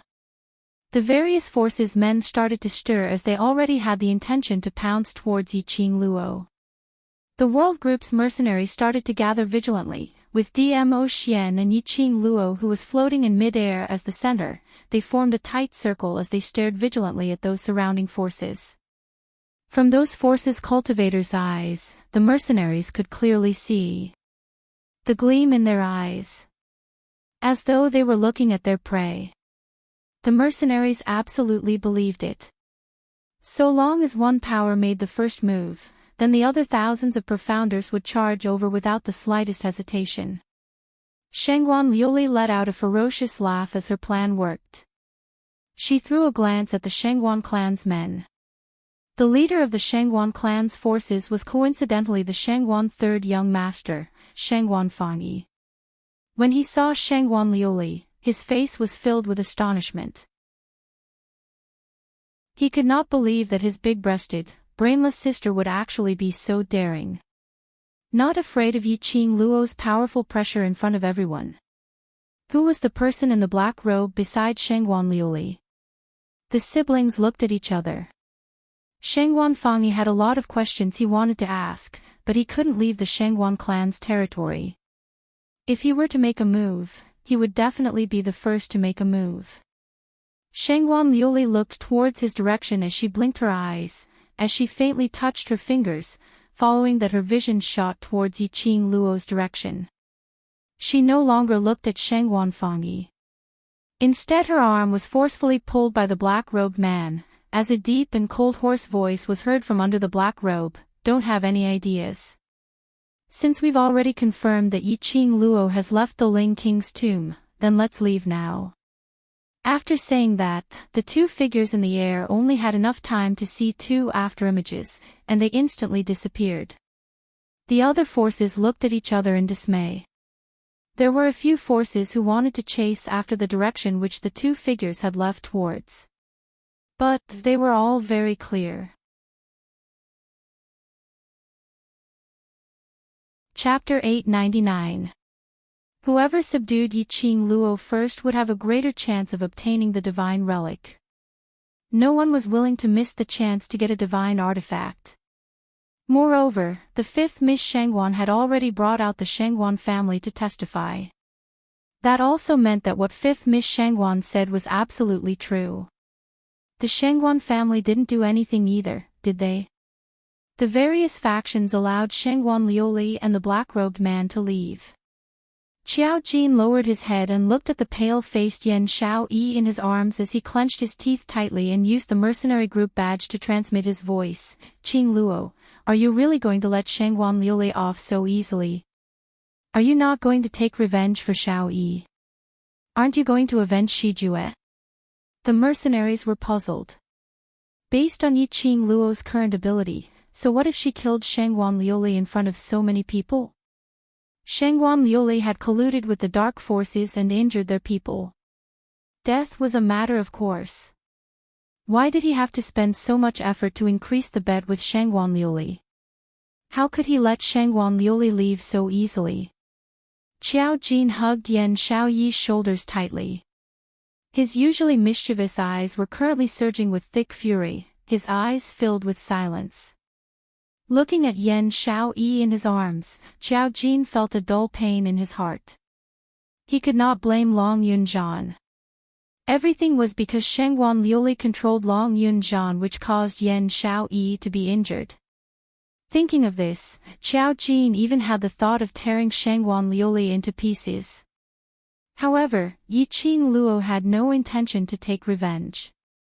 Could it be that Yiqing Luo didn't want to take revenge, and didn't want those who hurt her brothers to pay a painful price? Who said I was going to let Shangguan Liuli off? Yiqing Luo narrowed her eyes dangerously as her lips curled into a cold arc. Sometimes the real revenge is not to kill the other party, but to destroy the other party viciously, making the other party unable to live. The last 8 words, Yiqing Luo enunciated them word by word, as though they were squeezed out from the gaps between her teeth. In order to deal with her, Shangguan Liuli cooperated with the dark forces. Hurt her companions, hurt her brothers. Most importantly, Shangguan Liuli should not joke around with the brotherhood between them. He shouldn't have controlled Long Yunjian and infected him with the profound Yin Qi just to watch a good show. Qiao Jin and the other mercenaries were stunned. When he caught a glimpse of Yi Qing Luo's sinister murderous intent, his heart suddenly lit up. That's right, Yi Qing Luo wasn't some cowardly person. Moreover, she was more protective than anyone else. Shangguan Liuli had crossed her bottom line. How could she let Shangguan Liuli off? Would killing Shangguan Liuli be enough to vent his anger? No, they wanted to see Shangguan Liuli struggling on the edge of life and death, unable to live or die. What did Shangguan Liuli care about the most? It was her status, her reputation, her everything. The reason why she was so arrogant and willful was because of the princess syndrome. Wasn't it because her own talent was extremely high, her mother knew how to fight for favor, and she had Shangguan Fangyi to match? In that case, what would happen to Shangguan Liuli after he removed all of her support bit by bit? He wanted to die in despair, but he couldn't die no matter what. Only endless despair accompanied her for the rest of her life. Qiao Jin and the others finally understood why Yi Qing Luo made that bet with Shangguan Liuli. The so-called revenge, how could it be as simple as killing the other party? Jin Zi, bring the brothers back to the old residence first. Xiao Yi's poison must be detoxified as soon as possible. Yi Qing Luo's eyes narrowed as a glint flashed past, appearing unfathomable. Chapter 900. The mercenaries' expressions changed slightly. Once again, they were conquered by Yi Qing Luo. This move was simply too despicable. Not taking any action, just loitering around Shangguan Liuli. Didn't that mean that he wanted Shangguan Liuli to live in fear day after day? Just this unknown fear was enough to crush Shangguan Liuli's inner heart. This indeed made one feel much more carefree than killing Shangguan Liuli. There are at least 3,000 people around and there are quite a number of cultivators rushing over from afar. If we leave, how would those people let you off? After such a commotion, Qiao Jin's mind cleared up quite a bit. Although he wanted to carry Yan Xiaoyi back to the old residence, to let God Thief take a good look at her. But, how could he possibly leave Yi Qing Luo to face these thousands of people? Their motive is the God Relic. If they can't find the God Relic, naturally there's nothing they can do. Yi Qing Luo didn't seem to care about those cultivators as she replied calmly. Qiao Jin's brows creased tightly. These various powerhouses obviously wouldn't let them off so easily. They would disperse if they couldn't find the God Relic. For their own ambitions, various powerhouses would rather kill the innocent than to miss any clue regarding the God Relic. Especially when Yi Qing Luo had advanced under everyone's watchful eyes. There was a possibility that some people might think that Yi Qing Luo had used the God Relic's power to advance. Yi Qing Luo's situation was much more difficult than imagined. Don't worry, Xian is here. Yi Qing Luo shook her head as her voice was transmitted through the metal, appearing extremely ethereal. She shut her eyes as she slowly descended to the ground from midair. Everyone's vision followed Yi Qing Luo's movements. As long as Yi Qing Luo showed any signs of acting blindly without thinking, they would immediately swarm up to kill them. After Yi Qing Luo's legs landed on the ground, her charming eyes looked at Qiao Jin as she spoke seriously. Jin Zi, Xiao Yi's poison cannot be dragged on. There's a possibility that she has been poisoned by the Dark Force's special poison powder. If we don't formulate the antidote as soon as possible, Xiao Yi's life will be in danger. Her fingertips caressed gently as she fished out a red brocade bag from the profound phoenix ring and passed it to Qiao Jin. After you return to the old residence, try to make a trip to the academy. Go to the second floor's medicine refining room in the library pavilion and pass this to Ghost Doctor. I implore Master Ghost Doctor to save my companion's life. Given the current situation, she would not be able to leave for a while. She couldn't be sure if what Shangguan Liuli had said before she fled was true. The Ghost Doctor could cure the poison of the purple poppy grass. But if he added in the poison powder specially made by the dark forces, Yiqing Luo wasn't sure if Ghost Doctor would be able to concoct the antidote immediately. Unable to get the name of the poison powder from Shangguan Liuli, he could only place his hopes on the Ghost Doctor. Qiao Jin gripped the red brocade pouch tightly, his fingertips faintly glowing with a pale green. Mu Zifei stepped out from behind the mercenaries. He untied an ID token from his waist and also placed it in Qiao Jin's hand. With this command token, you can freely choose medicinal ingredients from all the medicine shops under the Mu family's banner. Qiao Jin still wanted to say something, but in the end he was defeated by Yiqing Luo's persistence. In the end, both sides took a step back. Qiao Jin and the others brought the 40 mercenaries back to the old mansion to help Yan Xiaoyi detoxify the poison. At the same time, they inquired about the progress of the other mercenary groups on this random mission. In particular, he had to pay close attention to Invincible and the Blood Fiend mercenary group.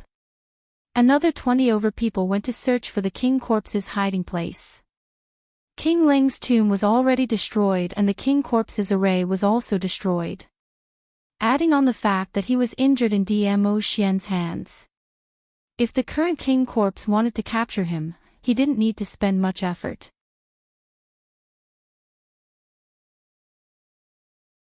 Chapter 901.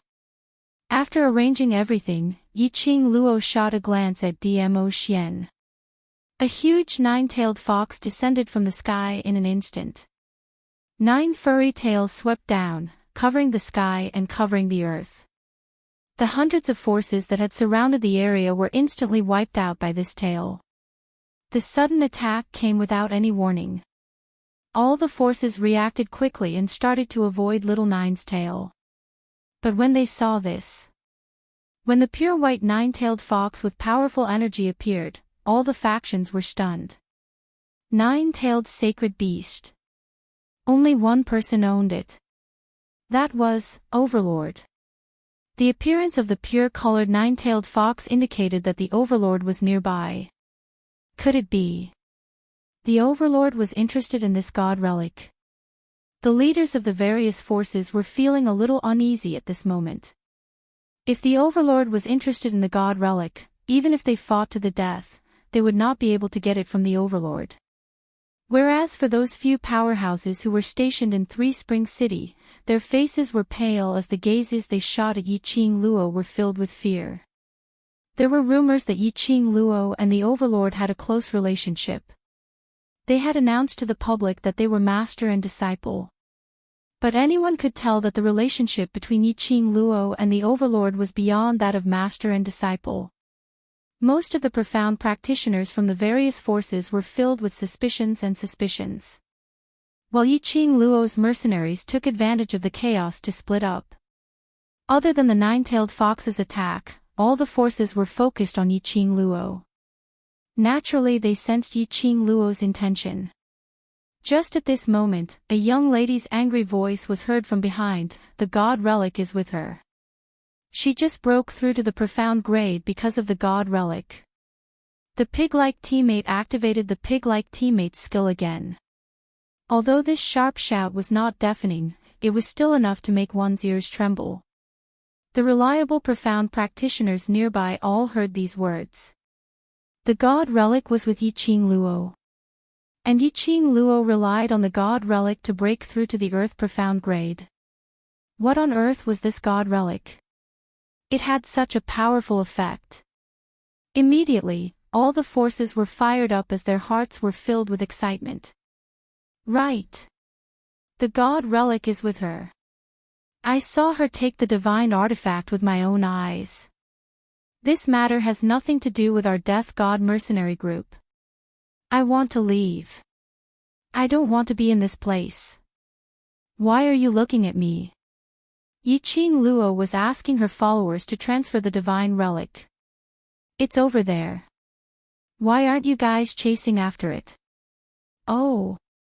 Nangong Lin still wanted to scream, but Nangong Firen, who had reacted, covered her mouth and forcefully pulled her behind him. The god-slaying mercenary group had suffered a heavy loss this time. Nearly 40 people entered the tomb, but in the end, only 5 of them came out alive. Those elite mercenaries were all dead.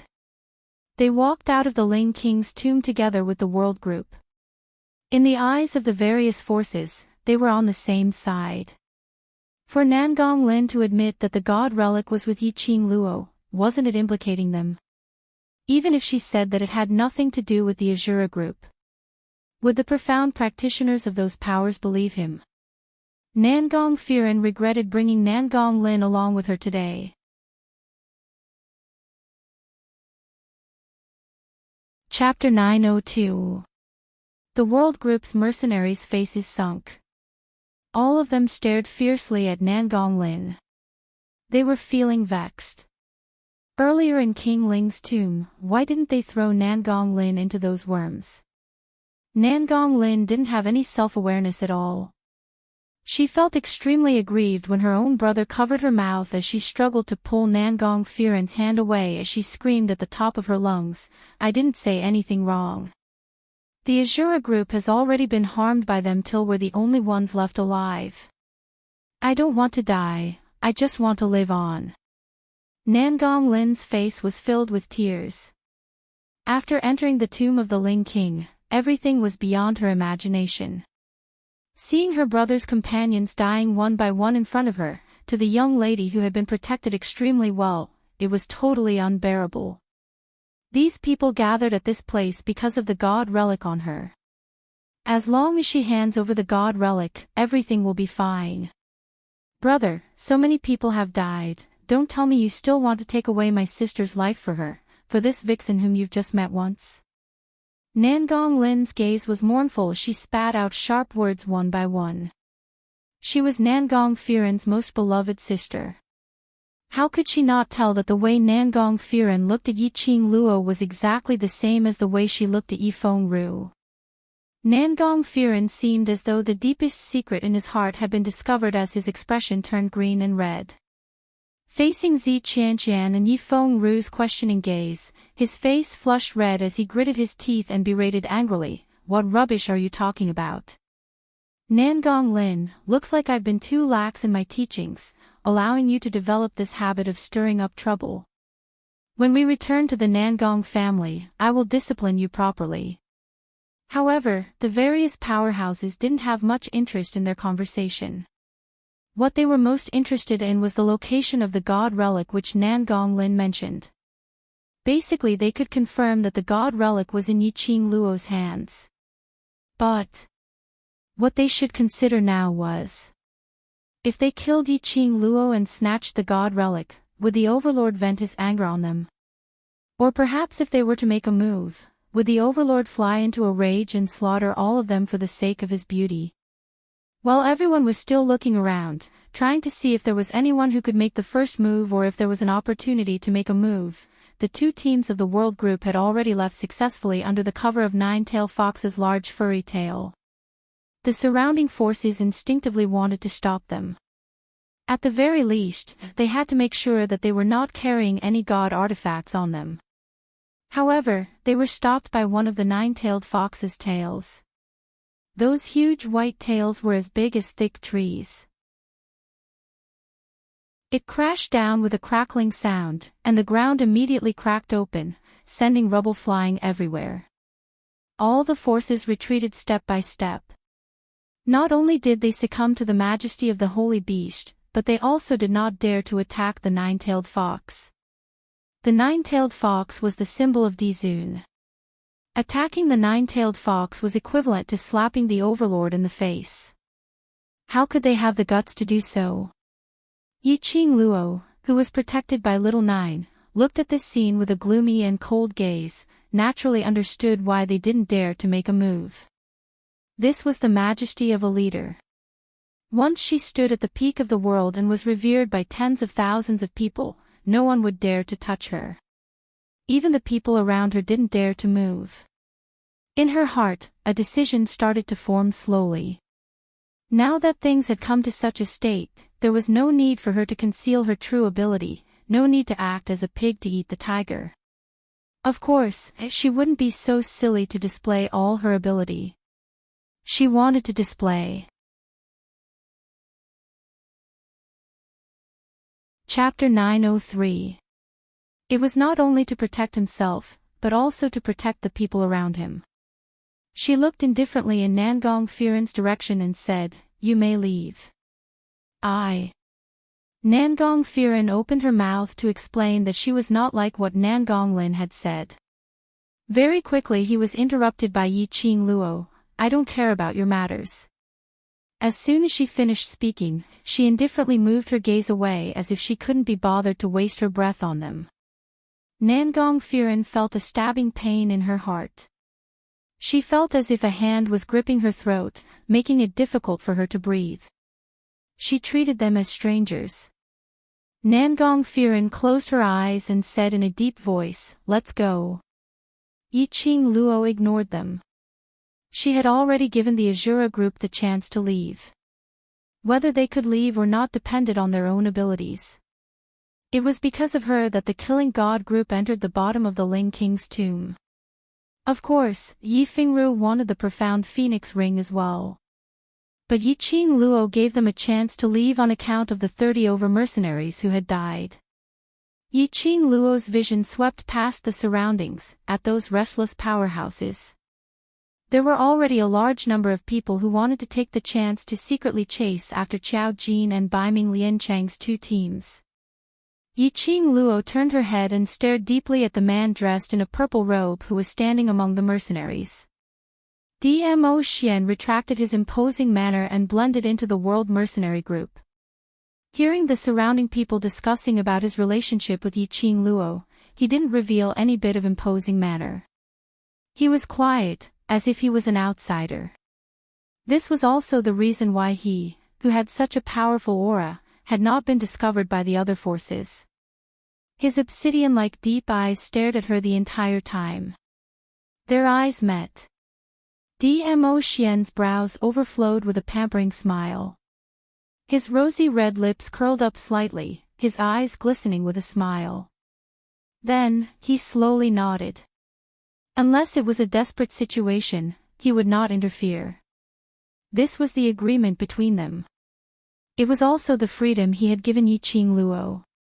Yi Qing Luo's matter, he would let Yi Qing Luo handle it. If he couldn't handle it, then he would do it. For a lady like Yi Qing Luo, she didn't depend on a man to live, nor did she hide behind a man to live. She had her own world.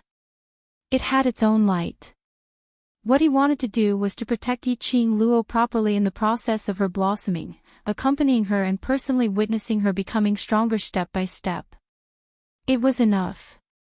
After getting Dmo Xian's response, Yi Qing Luo turned around and leaped into the air. The black figure streaked across the sky like a black afterimage, instantly attracting the attention of the big forces. "Don't you want to see the divine relic?" Yi Qing Luo's enchanting voice faintly revealed a bit of chill. Her pink lips curled up into a devilish smile. She spread her arms and floated in midair, the glowing flame fan in her palm stirring up a myriad of winds and waves. "I'll show you the might of a divine artifact." The red devouring flame fan opened and closed at the tip of his fingers. As he opened and closed it, it was like balls of excited flames were moving about in his palm. From Yi Qing Luo's feet, an extremely valiant energy was emitted.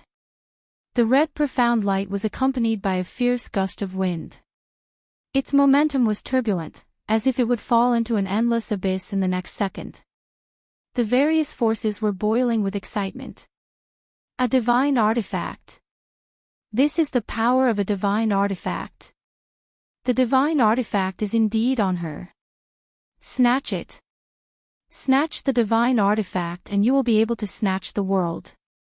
All of you go. Kill Yi Qing Luo. Snatch the divine artifact. Kill Yi Qing Luo and snatch the divine artifact. Not knowing which force took the lead and kept shouting, wanting to snatch the divine artifact back from Yi Qing Luo.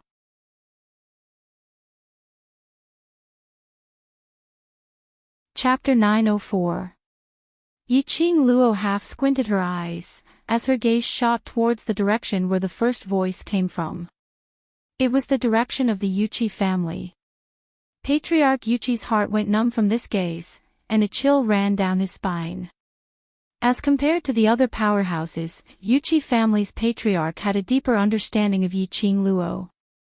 If he acted rashly to obtain the divine relic, he would only suffer in the hands of Yiqing Luo. Until now, Yuchi family's patriarch wasn't able to guess clearly, nor was he able to investigate how many powerhouses were behind Yiqing Luo, supporting her. Furthermore, the Overlord's only sacred beast Nine-Tailed Fox was still here, apparently to protect Yiqing Luo's momentum. It was inappropriate to offend the Overlord and the entire Imperial Palace for the sake of a divine artifact. He might as well take advantage of the chaos to plunder Yiqing Luo.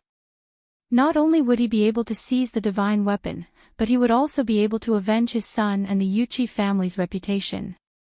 By then, even if the Overlord really wanted to put the blame on them, who could be 100% sure who had brought Yiqing Luo away from the chaotic battle of thousands of people?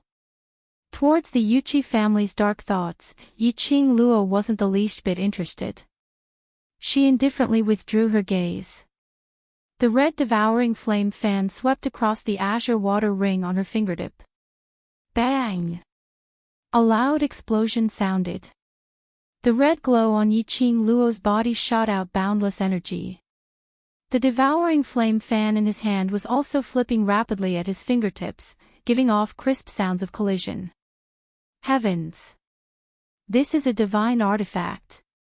It's the power of a divine artifact. Some cultivators saw Yiqing Luo's entire body enveloped in red glow, as though she was a nine heavens mystical lady, as they immediately cried out in astonishment. Yiqing Luo's powerful might was unleashed without any reservations. The red glow was bewitching. The red glow that flowed out of his fingertips was like a dancing flame. It set off her beautiful little face, making it even more captivating. The brilliance of all things in the world could not compare to the brilliance of her. Many low-rank profound practitioners clutched their chests as their heart meridians were shattered by this powerful pressure and spat out blood. However, not a single person dared to speak. All of them stared at the young lady in midair with reverence. No. More accurately, he was staring at the divine artifact on her body. Was this the power of a divine artifact? A 15-year-old little girl was able to directly advance to the Earth Profound Realm by relying on a divine artifact, and could be called an expert. He could even release such a powerful pressure. If they were the ones who obtained this divine artifact, even if Dizun came, they would not be afraid. Although reason denied this idea. After all, Dizun's power was beyond their imagination. But once this thought was planted in his mind, as his desire and greed grew, this seed would germinate, that gaze that didn't dare to blaspheme gradually turned into greed. Seeing the changes in their expressions and gazes, Yiqing Luo's lips curled into a cold smile. With a move of his palm, the gourd flame fan flipped and created wave after wave of stormy winds. The violent wind whistled, mixed with the bewitching red light. When the shock wave spread out for a radius of 50 kilometers, everywhere it passed, crushed stones flew, and the ground was instantly razed to the ground. In the air, a terrifying and powerful explosive aura surged wave after wave of air waves. It was filled with an austere coldness. This caused everyone to feel fear and astonishment in their hearts. What? Isn't this the divine artifact that you've been dreaming of? Why are you running? Yiqing Luo's eyes rose slightly, as her tone was filled with thick ridicule. When the various powerhouses heard this ridicule, they regained their senses from the shock. The way they looked at Yiqing Luo was as though they were looking at meat on the chopping board, as their eyes were filled with greed and wolf-like glint.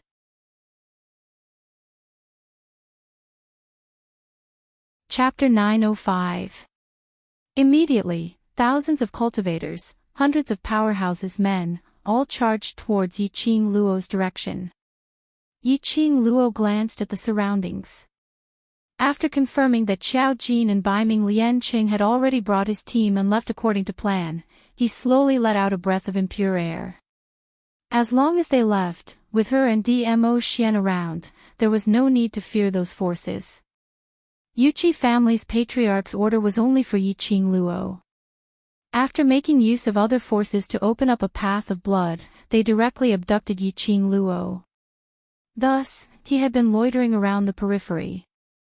As for the other powerhouses, not only did they have to target Yiqing Luo as their target, they also had to guard against the other powerhouses, whether they would take the opportunity to make a move on themselves.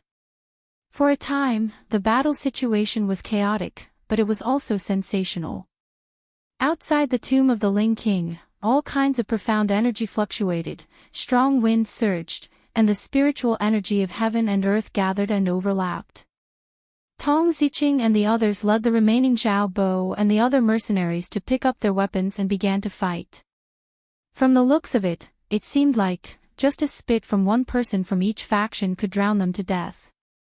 But if they were to really fight, not to mention the mercenaries of the World Group didn't have the ability to fight against 100. He only said that their group of forces had no intention of cooperating at all. No one was willing to believe anyone else. Whereas for Yiqing Luo's side, she had the help of the nine-tailed fox. There was no tragic consequence of being drowned, as he had imagined. On the contrary, Yiqing Luo's aura was getting more and more arrogant. She had just advanced to the 4th level of the Earth Profound Realm, and the profound qi in her body was constantly surging, as if it wanted to let her vent something. Yiqing Luo clenched her fists tightly and a cold glint of air burst out from her fists. This was a good opportunity for him to test out his new power and see how strong it was. Let's see just how heaven-defying the power of the Azure Water Ring is. She gripped her feather fan tightly as she dangerously narrowed her charming eyes.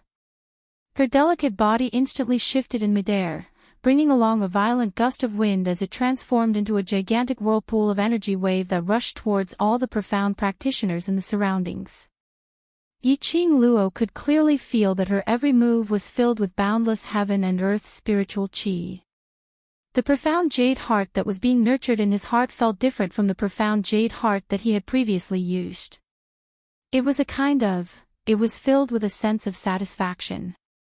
His strength was sufficient, and his profound heart jade's compatibility was sufficient. It made the adventurous blood in Yiqing Luo's body boil continuously. He wanted to fight to the end, to the death. Boom! Powerful energy swept out in all directions. Yiqing Luo started with the Shangguan family, not giving Shangguan Fangyi any face at all. The horrifying gale immediately scattered the Shangguan family's small team. Some profound practitioners didn't even have the time to shout out before they were blown away by the strong wind, and their entire bodies were flipped over. At this moment, the group of profounders from the Shangguan clan would never be able to forget this scene. The woman who looked like the goddess of the 9 heavens had a bloodthirsty and cruel sneer on her face. The red feather fan in his hand was like a dancing flame at his fingertips.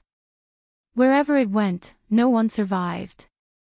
In but an instant, nearly 200 profound practitioners of the Shangguan clan had become corpses that lay on the ground.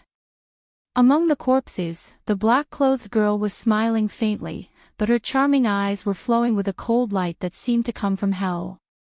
The other forces wanted to rush up together to subdue Yiqing Luo. They all stopped in their tracks. Too terrifying, merely Yiqing Luo, a 15-year-old young lady, and a young lady who had just broken through to the Earth Profound stage, actually relied on her own strength. In less than half an incense's time, she had massacred nearly 200 profound practitioners from the Shangguan clan.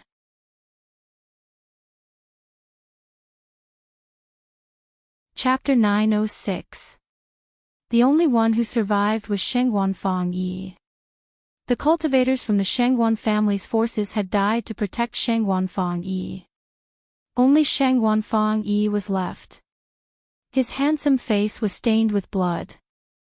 There was his own blood, as well as the blood of the guards who had died for him. He gripped his long sword tightly as he stared at Yiqing Luo in shock. It was unimaginable. 2 months ago, the devil-class trash who was only at the yellow profound 9th level, had now easily massacred the people he had brought. Was this really the power of a god relic? Could a god relic really make a waste so powerful? Third young master Shengguan. Yiqing Luo squinted her eyes as she smiled charmingly. Long time no see, I didn't expect to meet you here. Shengguan Fangyi gripped his long sword tightly as his face turned pale as he stared at her vigilantly. You. What do you want? Kill a chicken. Yiqing Luo smiled even more happily as her eyes curved, narrow and devilish. Then, his tone deepened, cold and strange, as if he was the Azura that demanded their lives. Word by word, he said, to warn the monkeys. Kill a chicken to warn the monkeys. Was she trying to frighten the other forces out? Shengguan Fangyi's heart was filled with fear as he immediately turned his head to look at the surroundings. There were many clans in the alliance with the Shengguan family. But at this moment, none of the forces stood out. Shengguan Fangyi was isolated and helpless. At this juncture, the other forces could tell that Yiqing Luo had a personal feud with the Shengguan family. They couldn't wait to protect themselves. How could they possibly get involved in this mess? Their target was the god relic on Yiqing Luo. They didn't want to lose the chance to get the god relic because of the Shengguan family. Yiqing Luo. Even if you kill me, you will not be able to leave this place. Shengguan Fangyi trembled as he watched Yiqing Luo walking towards him. He was so afraid that he almost fell to the ground. I won't kill you. Yiqing Luo's lips curled up coldly as a crafty cold arc flashed past her eyes. Shengguan Fangyi's face darkened. He didn't understand what she meant. Yiqing Luo leaned close to him and lowered her voice, cold and cruel. Shengguan family must pay the price for everything that Shengguan Liuli has done, now. The game has just begun, you still have a lot of time to enjoy the fun of the game. That cold voice drifted in his ears like a ghost. Shengguan Fangyi was stunned. Just as Yiqing Luo straightened her waist and distanced herself from him, her legs turned weak and she lost her balance as she fell onto the ground. The gravel on the ground stabbed into her buttocks. The sharp pain brought Shengguan Fangyi back to his senses. The words that Yiqing Luo said earlier surfaced in his mind. Although she didn't understand what Shengguan Liuli had done to make Yiqing Luo so angry. But, he could be sure. What Yiqing Luo said earlier wasn't a joke. Everything now was just the beginning. Out of the corner of his eye, he caught a glimpse of a slender figure slowly walking forward with her back facing him. His gaze finally stopped on her fingers. Before Shengguan Liuli left, she pointed in the direction of her finger. Was she telling him the location of the god relic? Shengguan Fangyi's eyes flashed. If he could snatch the god relic and obtain its power. The person who became everyone's focal point now was him. It was absolutely not Yiqing Luo's turn to be arrogant here. Thinking of this, Shengguan Fangyi restrained the cold look in his eyes and suddenly pounced towards Yiqing Luo's back. This pounce was filled with Shengguan Fangyi's unafraid of death. His entire person brought along a burst of raging energy, as he swiftly entangled Yiqing Luo. When he got close to Yiqing Luo, his hand swiftly stretched out towards her wrist.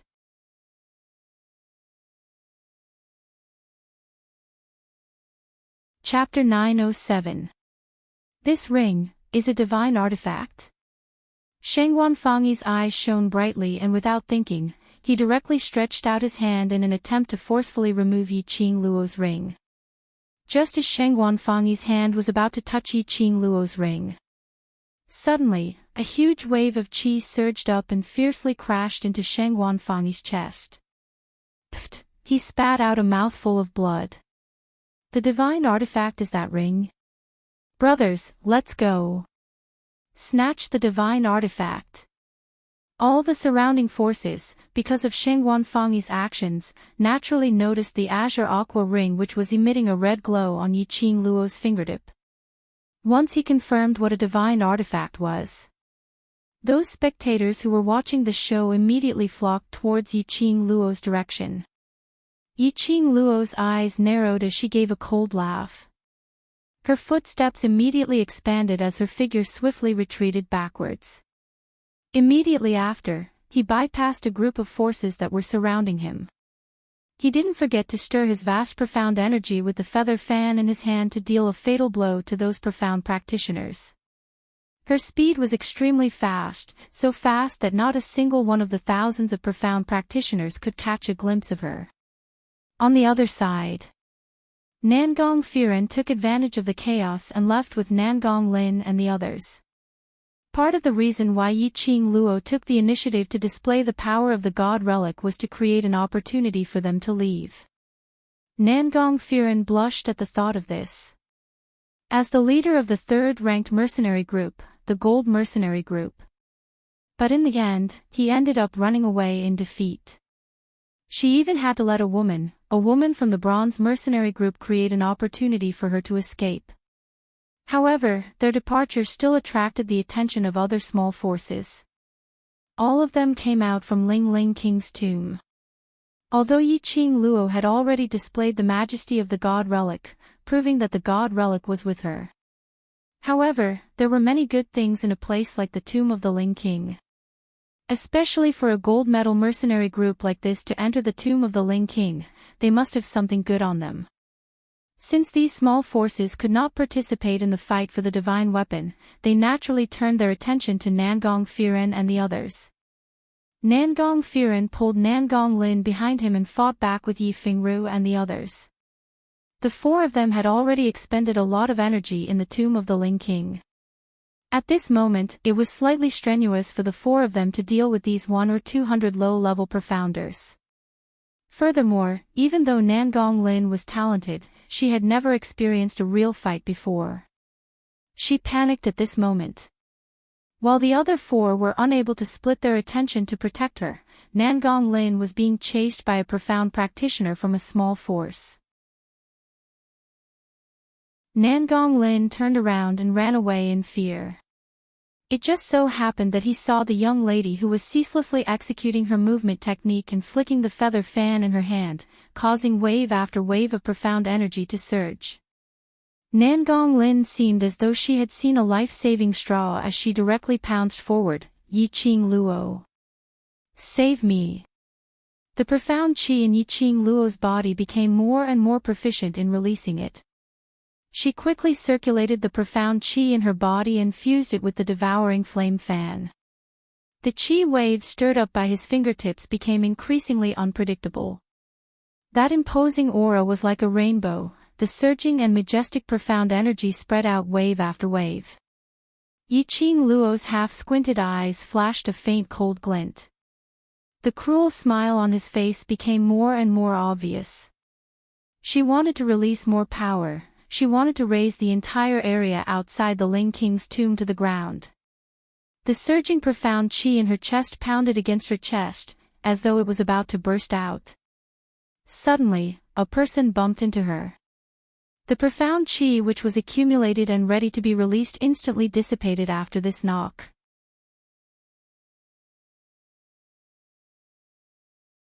Chapter 908. Nangong Lin's body was flung away and was stabbed in the shoulder by the cultivator from the small-sized powerhouse. She cried out miserably as she fell heavily onto the ground. Yiqing Luo. Why are you so cold-blooded, at least we?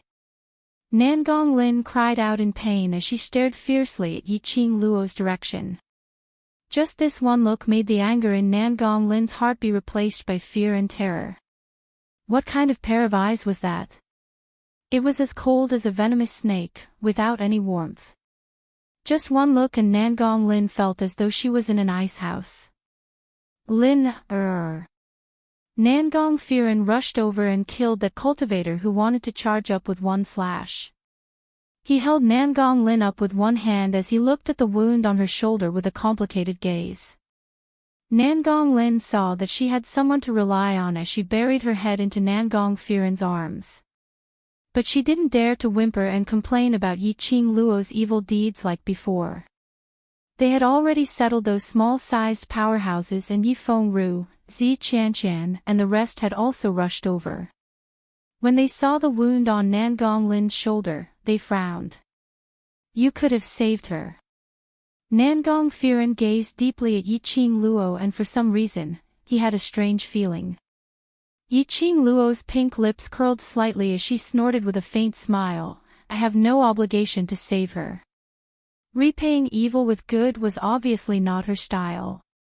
Nangong Lin's life or death had nothing to do with her. Moreover, if it wasn't for Nangong Lin's appearance, she would have released her profound qi and leveled the steep cliff to the ground. Nangong Firen had no words to refute.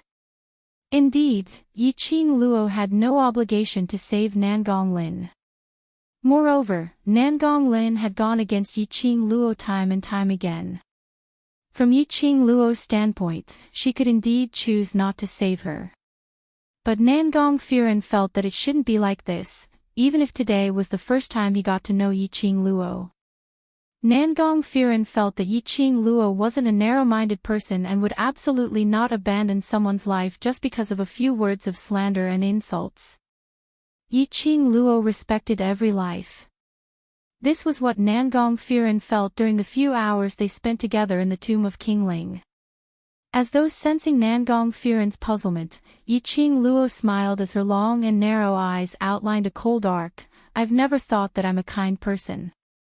My conscience is only limited to the companions that I've acknowledged. Pausing for a moment, she shot a cold glare at Nangong Lin. Don't think that I owe your killing god team anything. Today, in the tomb of the Ling King, the person who caused your killing god team to be annihilated was not me. It was Nangong Lin.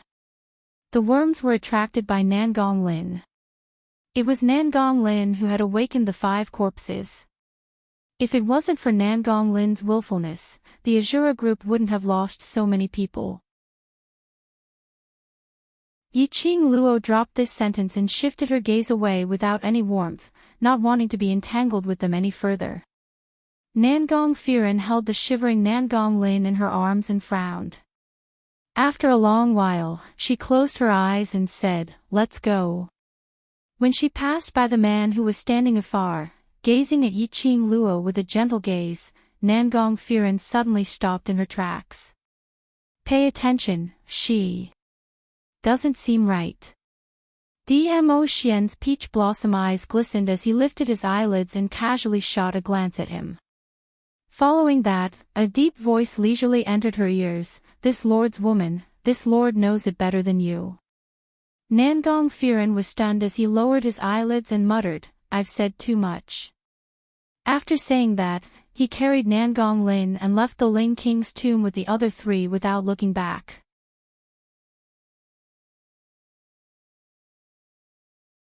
Chapter 909. Dmo Xian retracted his vision as his gaze continued to congeal on Yiqing Luo. His dense long eyelashes trembled slightly as his deep eyes flickered with complicated emotions. His handsome eyebrows gradually furrowed. Dmo Xian had sensed Yiqing Luo's abnormality from the moment she released the Azure Dew Ring's power. But this abnormality seemed to be extremely normal. Yiqing Luo wasn't a lady who could stay quietly.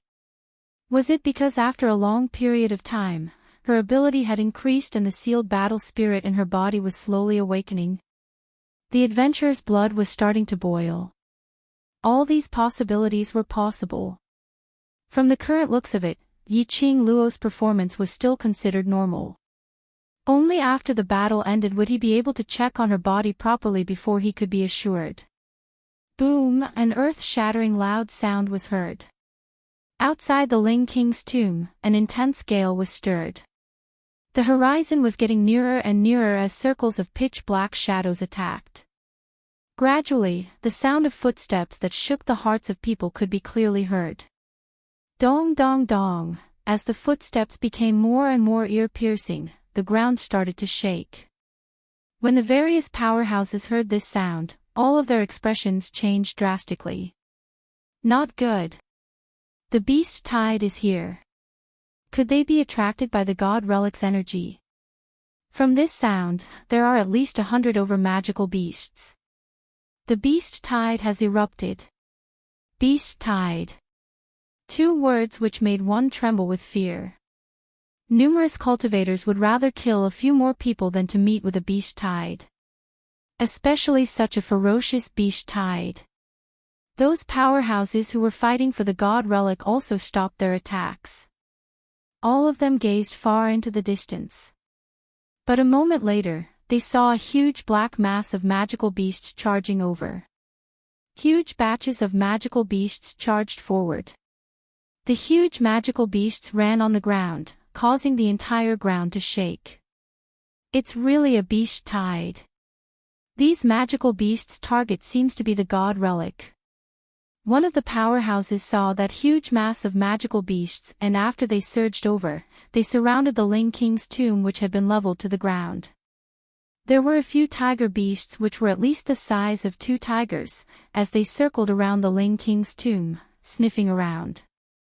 Obviously, he'd come for the divine artifact in the tomb of the Ling King. Yiqing Luo squinted her eyes as she expressionlessly gazed at this huge wave of magical beasts, but a sliver of excitement flashed past her eyes. It was the excitement of catching prey. Beast tide. Mo Han Shang's brows creased as his delicate brows were suffused with an inexplicable melancholy. Vice Group Leader, don't you feel that? This batch of beast tide is a little too strange. Yiqing Luo raised her brows and nodded indifferently. It's indeed very strange. No matter how high a magical beast's cultivation level was, it was impossible for its intelligence to reach the level where it could plan these things. Unless there was someone behind the magical beast. Someone was controlling the magical beasts and ordering them around. That person was also after the divine artifact. Yiqing Luo's expression congealed as her sharp gaze swept past those magical beasts. The person behind this must be nearby. There was a large number of magical beasts, about 300 of them, and they were all mid-level and above. There were also a dozen low-level magical beasts mixed in. According to their strength, they were entirely capable of being considered as a small team of 1,000 profounders. These magical beasts raised their heads high and roared incessantly. Yiqing Luo's vision looked towards Little Nine, who was sitting arrogantly by the side. Little Nine understood her meaning as its black whirlpool eyes glanced at the surrounding magical beasts with majestic aura. A sharp cry was emitted from its sharp mouth.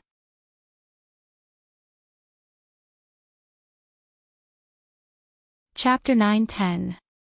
However, these 300 over magical beasts, after hearing the sacred beast's warning howl, didn't have any intention to leave. They looked around, trying to find the source of the sound. On seeing the snow-white fur and the huge 9-tailed fox, all of them lowered their heads, as they gave out a submissive low moan. Submissive was submissive. But unfortunately, these magical beasts stood on the same spot, not moving at all, as they surrounded the entire leveled King Ling's tomb. There were several middle-leveled magical beasts whose plump bodies were trembling under Little Nine's intimidation, but still refused to leave. Yiqing Luo was even more certain of her guess at this moment. If it wasn't for the fact that there was someone controlling these magical beasts would have dispersed long ago. Yiqing Luo made Little Nine stop howling, as she squinted her eyes and leapt onto Little Nine's back. Can you sense that there's something controlling the magical beasts? Little Nine sensed everything around it, as it shook its head. Yiqing Luo propped her chin, as she went into deep thoughts. If there really was someone controlling the magical beasts, he would definitely need a medium to control the magical beasts. As a sacred beast, if there really was that medium, Little Nine should be able to sense it. Could it be? Because Little Nine was a sacred beast, and the person who controlled the magical beasts didn't have the ability to control the sacred beasts. Looking at the 300 over magical beasts, there were 10 over low-leveled mirage beasts mixed in. Yiqing Luo's vision shifted onto Shiju, who was still lying on the ground, as its eyes were wide open, as it gazed at her without blinking. She pursed her lips as she waved her hand, keeping Shiju back into the pet space. Shiju was too weak now, so she couldn't let Shiju continue to move. Roar, roar, roar. Shiju and Yiqing Luo had signed a contract, so naturally it could sense its master's emotions. After entering the pet space, Shiju gave out a low moan. It meant that it sensed that there were people around. Indeed so. Yiqing Luo didn't hesitate any further, as she leapt upwards. Her petite body was like a bolt of lightning, as she charged towards the direction of the beast tide. After various powerhouses saw Yiqing Luo's actions, they were unable to ascertain that this beast tide was gathered by Yiqing Luo to escape. Therefore, they also rushed forward like a swarm of bees. The magical beasts saw humans launching an attack, and their bestial instincts were instantly triggered, as they raised their heads and howled a few times, as they swiftly and violently tore those humans apart. These magical beasts were all coarse-skinned magical beasts. An ordinary person's weapon would not be able to harm a demonic beast at all.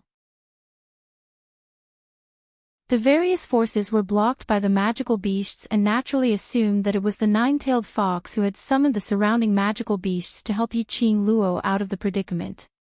Didn't the nine-tailed fox converse with those magical beasts just now? It seemed that the Overlord was very protective of this woman. The various powers brandished their weapons, killing the demonic beasts before them. The battle that had just stopped was on the verge of breaking out again. Yiqing Luo had no time to bother about how those powerhouses cultivators were guessing. She wanted to dig out the person controlling these magical beasts. If he didn't remember wrongly, this wasn't the first time he had met this person. Yiqing Luo was as swift as lightning as she followed the response given by Shiju, and in a few steps, she had already passed through the layers and layers of magical beasts. Sure enough, a slender figure was faintly discernible within the group of magical beasts. The black cloak covered his entire body.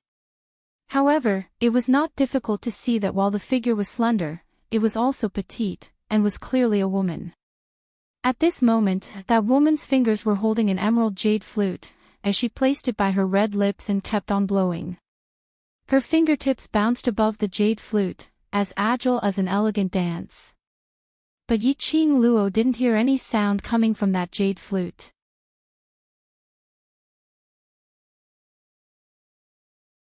Chapter 9:11. It really was her. Yiqing Luo's charming eyes turned cold as her figure scuttled and landed in front of the woman. This person was none other than a stranger. It was the high-leveled mirage beast, Childine, that they had met in the magical beast forest last month. When the world group was fighting, that batch of magical beasts had appeared. At that moment, Yiqing Luo vaguely saw a slender female figure. It was the person in front of him.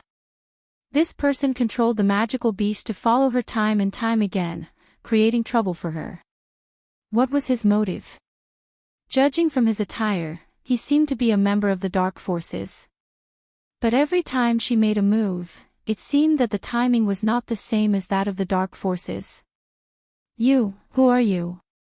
Yiqing Luo's slender brows creased slightly, her voice was clear and melodious, but cold as ice. The woman did not seem to notice her existence and continued to play the flute. Yiqing Luo's brows creased even tighter as she shot a glance at the magical beast which was still in battle and directly made her move. The glower flame fan stirred up a whirlwind as it flew towards the woman's face. The woman flipped her jade flute and quickly retreated a few steps. The jade flute was placed by his mouth again.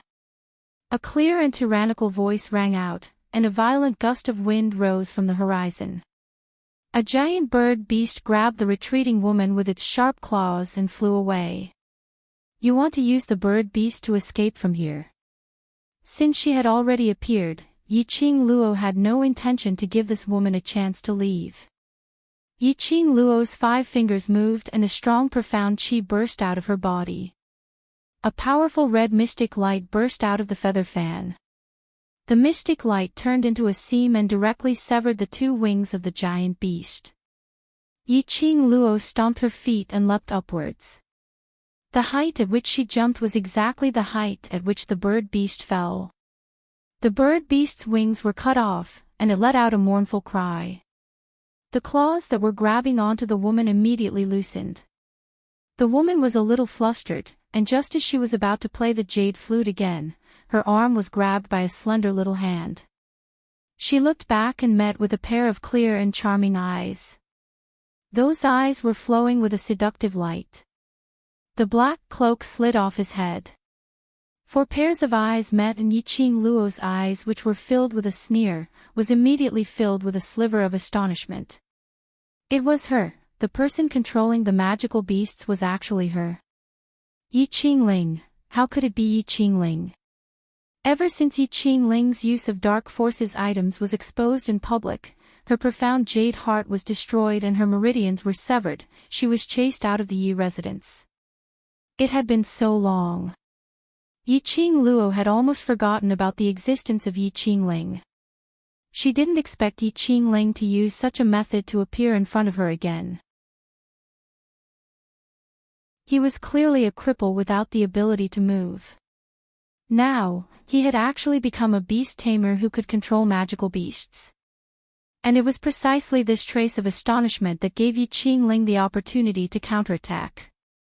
Yiqing Ling broke free from Yiqing Luo's restraint and quickly put the jade flute to her mouth. A bird beast swiftly swooped down and caught her firmly. "Why are you here?" Yiqing Luo knitted her brows as she stared at her coldly. Yiqing Ling's 5 fingers clasped the jade flute as a trace of ridicule surfaced on her elegant face. "Of course it's for revenge." Her beautiful eyes gradually became sinister and filled with hatred. "I want to take revenge on you and the Yi clan. I will take revenge on all those who have hurt me." Yiqing Luo's slender brows knitted even tighter. "You and the dark forces have made a deal." It wasn't a question but an affirmative sentence. Although Yiqing Ling didn't seem to notice the entanglement of the profound yin qi. But to be able to turn a cripple who had difficulty in moving into a beast tamer, other than the dark forces' forbidden technique, there was no other way. But what kind of existence was Yiqing Ling in the dark forces?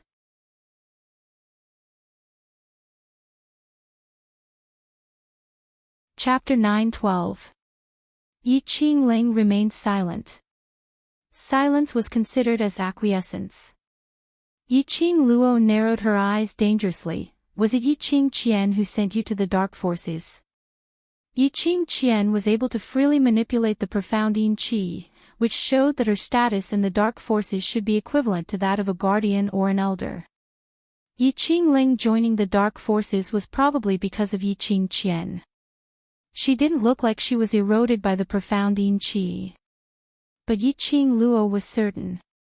The profound yin qi in Yiqing Ling's body was more than enough.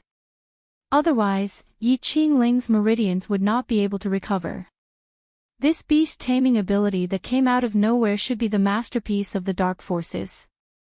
As long as I can take revenge, so what if I have to make a deal with the devil? Yiqing Ling giggled, her eyes filled with hatred.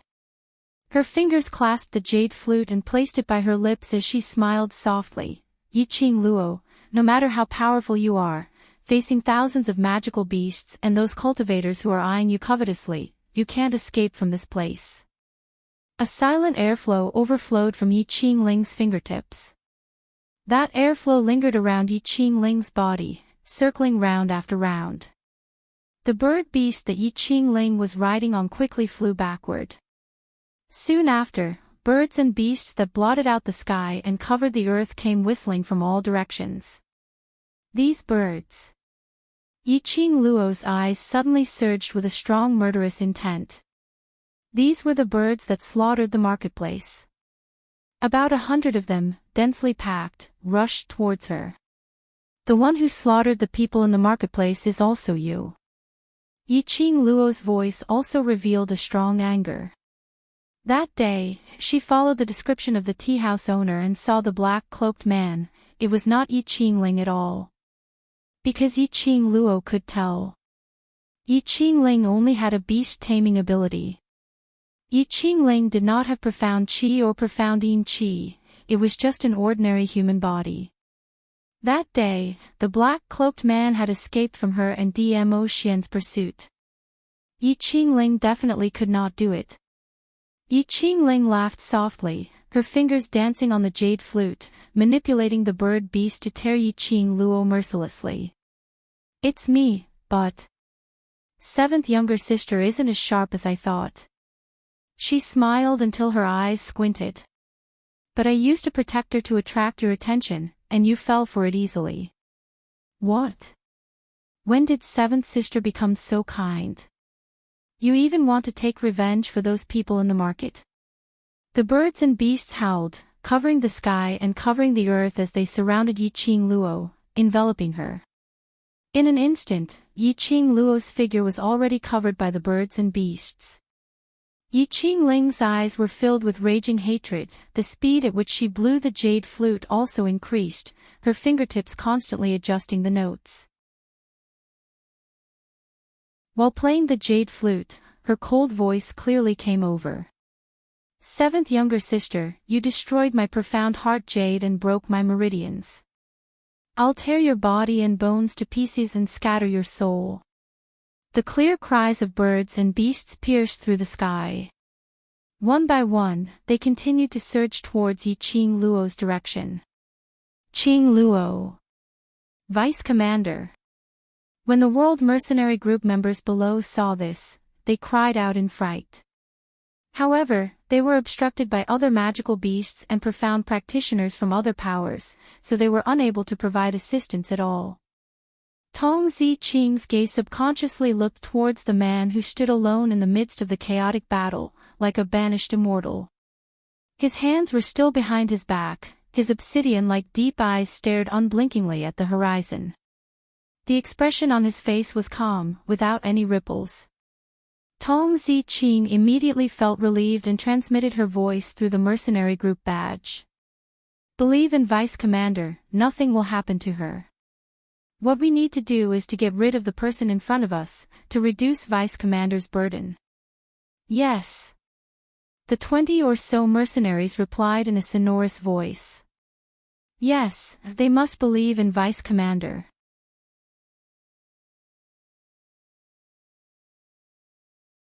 Chapter 9:13.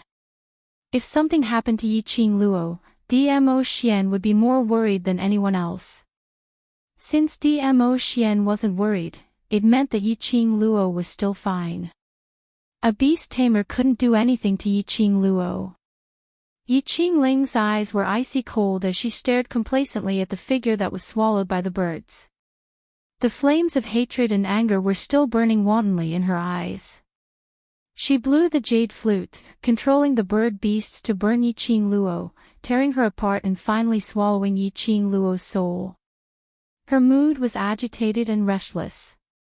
Her chest felt stuffy and blood spilled out from the corner of her mouth. She was also at a loss. She blew the jade flute directly as her eyes were filled with a crazy and sinister hatred. She wanted to see Yi Qing Luo die with her own eyes. She wanted to let Yi Qing Luo's soul never be reincarnated. Bang! A loud explosion that shook the heavens resounded, and a wave of profound energy that was like sand being washed away by a great wave instantly surged out. The birds' shrill cries were piercing to the ears. In a flash, countless bird corpses were blown away. Fresh blood splashed everywhere along with the wind. The sticky liquid, with a fishy smell, splashed on Yi Qingling's face. Her beautiful eyes abruptly widened as she looked in disbelief at the originally densely packed hundred over bird beasts which had engulfed Yi Qing Luo, as they started to disperse. The blood of the birds was like a rain of blood, watering the ground. After the densely packed birds dispersed, a slender figure could be seen, faintly discernible. That simple black outfit, although it was already damaged, but when worn on Yi Qing Luo, it had a unique charm. The flame-like cherry blossom embroidery on her arm was like a flame swaying with the wind. The devastatingly beautiful face seemed to be plated with a layer of frost. The curved pink lips gently hooked into a cold arc. The long and narrow eyes were sparkling, as if it carried thousands of beauties. Her entire body was surrounded by a powerful and shocking profound energy. The red profound light was like a blossoming flower, incomparably beautiful. Smashed into pieces. Yiqing Luo snorted lightly, her tone was cold as she looked at Yiqing Ling faintly. Soul scattered. You, how could you? No, impossible. No one could escape the siege of birds and beasts. Hundreds of bird beasts swallowed Yiqing Luo in midair. How could Yiqing Luo be fine, and instead? Instead her bird beast army was annihilated in one move. How strong was the current Yiqing Luo? Yiqing Ling's eyes were filled with fear as she subconsciously manipulated the bird beast beneath her to quickly leave Yiqing Luo's direction. Third sister, didn't you want to shatter my body and scatter my soul? Why are you in such a hurry to leave? Yiqing Luo's lips twitched in disdain. Suddenly, the feather fan opened up and a strong qi swept out, directly blocking Yiqing Ling's path. Following that, Yiqing Luo's figure flashed and got close to Yiqing Ling like a demon from hell. The smile on the corner of her mouth revealed a bone-chilling coldness, relying on the dark forces. It's nothing more than this, third sister, the last form of address. Yiqing Luo emphasized each and every word. Yiqing Ling was so shocked that her delicate body trembled and stiffened. She wanted to manipulate the bird beast beneath her, but a cold thing had already stuck to her neck. Yiqing Luo. Yiqing Ling dared not to move again, gritted her teeth and cried out Yiqing Luo's name. Yiqing Luo's slender fingers pulled out the jade flute from her hand. Yiqing Ling's expression turned into panic and uneasiness in an instant. The jade flute was the only thing she could rely on. Losing the jade flute was equivalent to losing the ability to protect herself. If Yiqing Luo wanted to kill her, it would be a piece of cake. The more Yiqing Ling thought, the more uneasy her heart became. At this time, the bird beast that lost control immediately became irritable.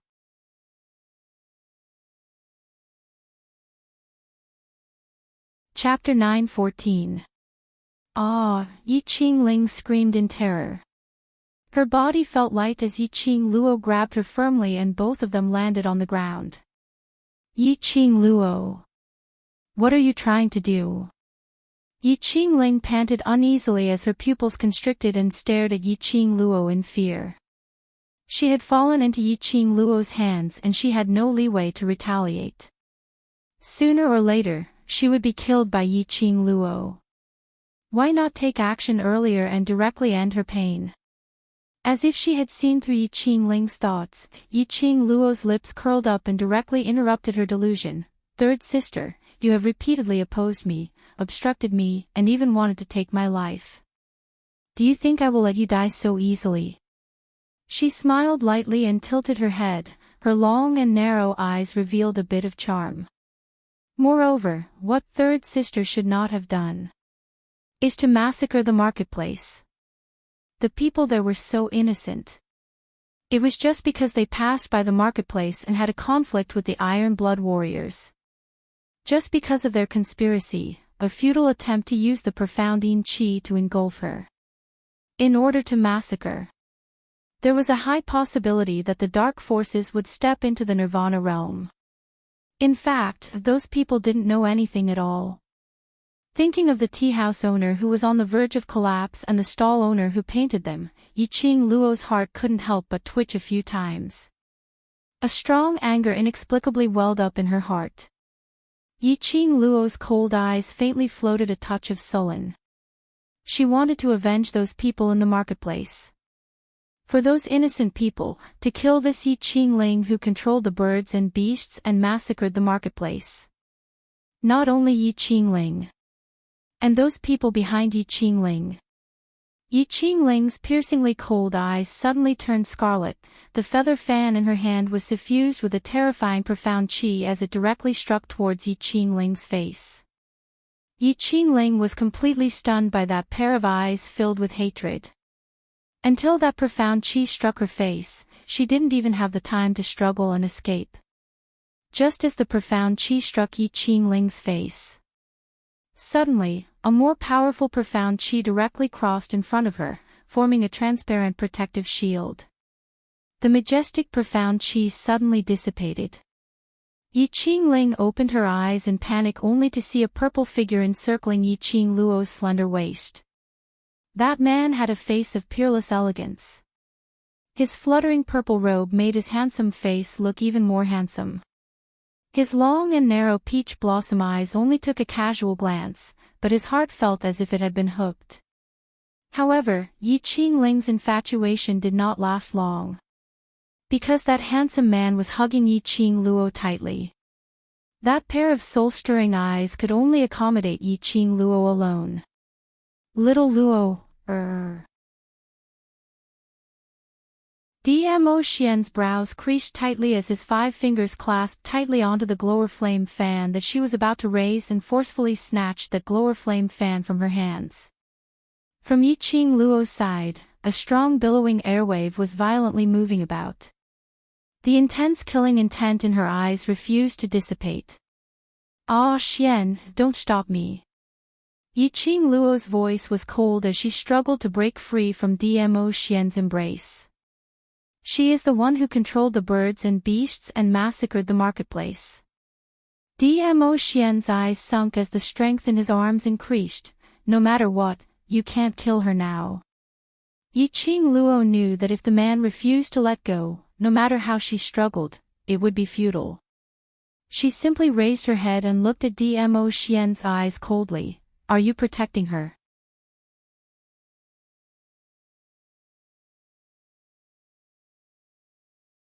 Chapter 9:15.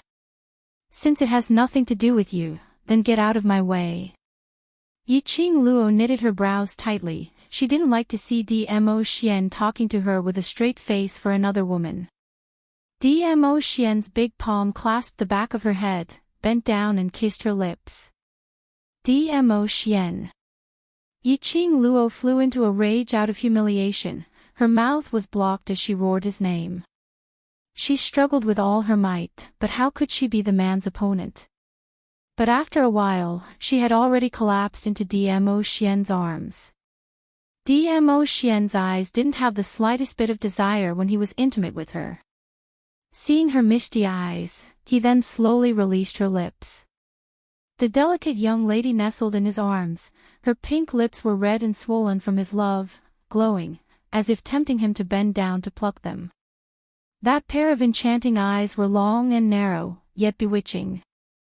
This was the look he loved so much. But at this moment, he didn't have the urge to lust. Because Yi Qingluo was not normal now. "Ah, Xian." The young lady's low voice revealed a bit of weakness and languidness. Her soft and charming eyes gazed deeply at his face. Dmo Xian held her slender waist. His eyes dimmed slightly as he shifted her gaze and asked tentatively, "Now, do you still want to kill Yi Qingling?"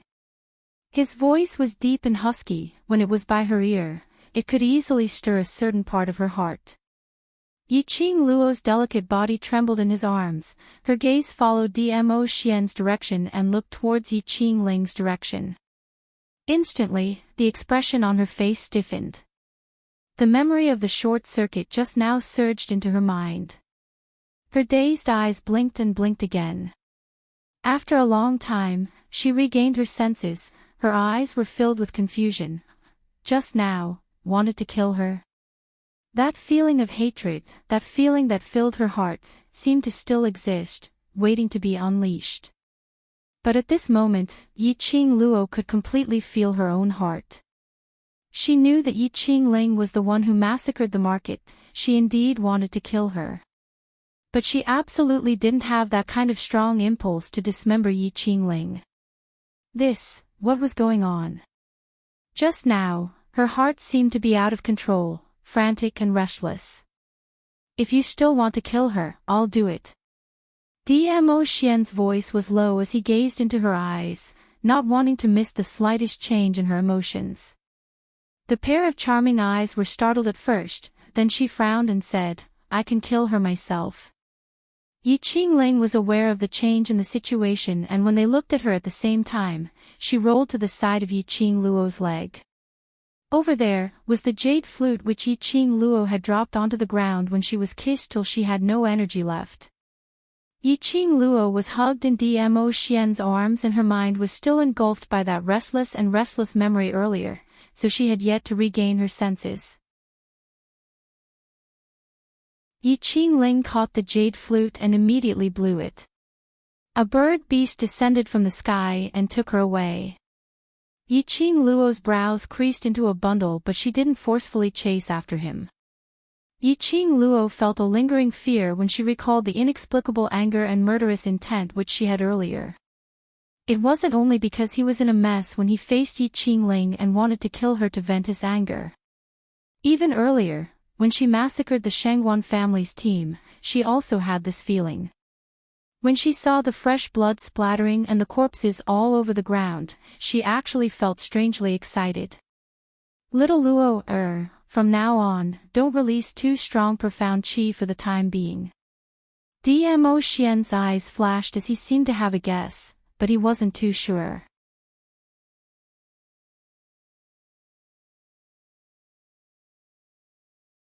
Chapter 9:16. It was the World Group's mercenaries who were dealing with the sneak attacks from various forces in an orderly manner, and leading them to the side of the frenzied magical beasts, making use of the magical beast's energy to settle those powerhouses' cultivators. Yi Qingling originally wanted to control the magical beasts in an attempt to snatch the god relic from Yi Qingluo. But she had not expected it to become the World Mercenary Group's assistance. If Yi Qingling knew about this, her intestines would definitely turn green with regret. Yi Qingluo nodded her head as she concealed the flames around her. Luckily Dmo Xian was watching over her. Otherwise she would really sink into the massacre, unable to extricate herself. Yi Qingluo really didn't wish to have that kind of frenzied massacre and furious thoughts again. As though in the next second, this feeling would corrode her entire body. Old Man Song.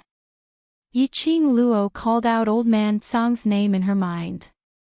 Old Man Song immediately replied her, no need to ask, I've already checked and there's nothing suspicious in your limbs and bones, and there's no presence of profound yin qi. With Old Man Song's words, the suspicions in her heart were all dispelled. There was nothing strange, and she wasn't corroded by the profound yin qi. Then, her temper, why was it so baffling? After we leave King Ling's tomb, find a chance to make a trip to the Azure Dew bracelet, I'll help you take a look. Old Man Song couldn't explain the reason. She frowned and was about to continue asking when she heard Dmo Xian's deep voice ringing beside her ear, what's the matter? Her conversation with Old Man Song seemed as though she was in a daze in the eyes of outsiders. Yi Qingluo regained her senses as her lips twitched as she shook her head, I'm wondering if something has entered my body. I'm afraid that the earlier situation will happen again. If Dmo Xian didn't stop her earlier. Her current. That intense murderous intent and irritable mood, was it even more uncontrollable? We'll talk about everything after we leave King Ling's tomb. Dmo Xian caressed her hair as he comforted her in a warm voice, I'm here, it's all right. Yi Qingluo responded softly. Under the World Group's cooperation, the magical beasts were exterminated by 200 over beasts and cultivators' corpses. The number of people from various forces had also decreased from 3,000 over to 1,000 over. The entire flat ground was piled up with magical beasts' corpses and cultivators' corpses. The more than 1,000 people were already exhausted. When they saw Yi Qingluo and Dmo Xian walking together, their faces revealed a terrified and unresigned expression. The Overlord had been in the crowd from the beginning to the end. They didn't discover it because the Overlord had concealed all of his aura and formed a barrier so other than the World Group members, no one could see him. He was unwilling to give up the chance to obtain the divine artifact just because of the Overlord's appearance. Yiqing Luo's power made many cultivators want to get their hands on the god relic. All of them thought that if the divine relic was in their hands, it would definitely shine even more brilliantly than Yiqing Luo. Yiqing Luo looked at those powerhouses cultivators, with different expressions in their eyes, as well as those magical beasts which were charging around without a care for friend or foe, killing each other, as she calmly stood still. Even if she couldn't release too powerful a profound energy right now. Even so, she couldn't generate a strong murderous aura right now. But, she could still make the various forces stay away from the world mercenary group. So what if he let the various forces know that the divine artifact was on him? Did the dark forces think that she was afraid of this news being spread out? She would make the various forces admit that she, Yiqing Luo, was the most suitable possessor of the divine artifact. I'll take note. Yiqing Luo glanced sideways as her lips curled into a smile, looking at Dmo Xian who was beside her.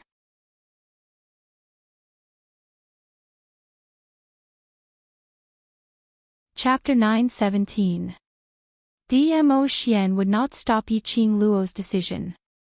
He believed that Yiqing Luo would know what to do. The smile in Yiqing Luo's eyes gradually warmed up as she tried her best to stabilize her emotions. Then, his eyes lit up like torches as they swept across the forces in front of him. You want a divine artifact? Do you have the right to do so? Yiqing Luo's voice was cold and her eyes were cold. The profound practitioners of the thousand forces were panting heavily. They were in a sorry state and extremely dirty. The long battle, the anger of not being able to obtain the divine artifact, and the smell of blood in this broken place for such a long time. These profounders had long since become impatient in their hearts. At this moment, hearing Yiqing Luo's provocation, some boorish fellows couldn't control themselves as they retorted unhappily, "What qualifications? You're just a little girl who hasn't even grown her hair yet. How dare you challenge us?" Exactly. Little girl, do you know what kind of people we are? Any one of them would have more experience than you. You want to talk about qualifications with us? To spout such arrogant words at such a young age, you're just relying on the fact that you have a divine artifact. What kind of skill is that? These words obtained the agreement of many profounders. But because of Dmo Xian's presence, they didn't dare to reply. In his heart, he kept urging these boorish fellows who were not afraid of death to speak as fiercely as possible. The girl's charming eyes narrowed dangerously, and the corners of her mouth twitched with a faint smile. All right, then I won't use the power of the divine artifact. As soon as she finished speaking, the young girl took off the azure water ring from her finger. The gazes of the profound practitioners of the thousand citizens' force immediately stuck to her finger. But he saw Yiqing Luo's finger tremble and that azure dew ring disappeared from her hand. Where's the divine artifact? Damned girl! Where did you hide the divine artifact? Hand over the divine artifact. Otherwise, you can forget about leaving the Ling King's tomb today. The disappearance of the divine artifact caused countless profound practitioners to panic. Their goal was only the divine artifact. If he killed Yiqing Luo, he would not be able to get the divine relic. Instead, the imperial palace had set their sights on them. As long as they could get their hands on the divine artifacts, they would no longer be afraid of the overlord. Yiqing Luo touched the profound phoenix ring with her finger, her eyes were filled with ridicule. It doesn't matter where the divine relic is. Now that I have taken off the divine relic, let's see what other excuses you sanctimonious people have. Then, she raised her hand and raised her voice, brothers. Let those so-called experienced and powerful seniors witness our strength. Hearing the order, Tong Ziqing and the others quickly responded, yes. There were more than 20 people, but they gave off the aura of more than 100 people. Facing the profound practitioners of more than 1,000 forces in front of them, they showed no fear. Little Nine. Yiqing Luo's eyes swept towards the direction of the nine-tailed fox. The nine-tailed fox immediately let out a bestial howl with its sharp mouth. The magical beast that had lost its master immediately submitted to the majesty of the holy beast, becoming Yi Qing Luo and the others' assistants. The two sides immediately engaged in a fierce battle. At first, the 1,000-odd people were still a little cautious, not daring to really attack. But looking at Dmo Xian's look of a bystander, absolutely not interfering in anything. Gradually, there were some daring people who went forward to probe. Dmo Xian had no reaction. That daring person's probing became even more obvious. Dmo Xian still had no reaction. And in this process of probing, there were constantly cultivators who died in the hands of those young mercenaries, under the feet of those magical beasts and mirage beasts. The 1,000-odd cultivators started to get serious. Dmo Xian still had no reaction. Everyone put their hearts at ease and looked at Yi Qing Luo with undisguised greed.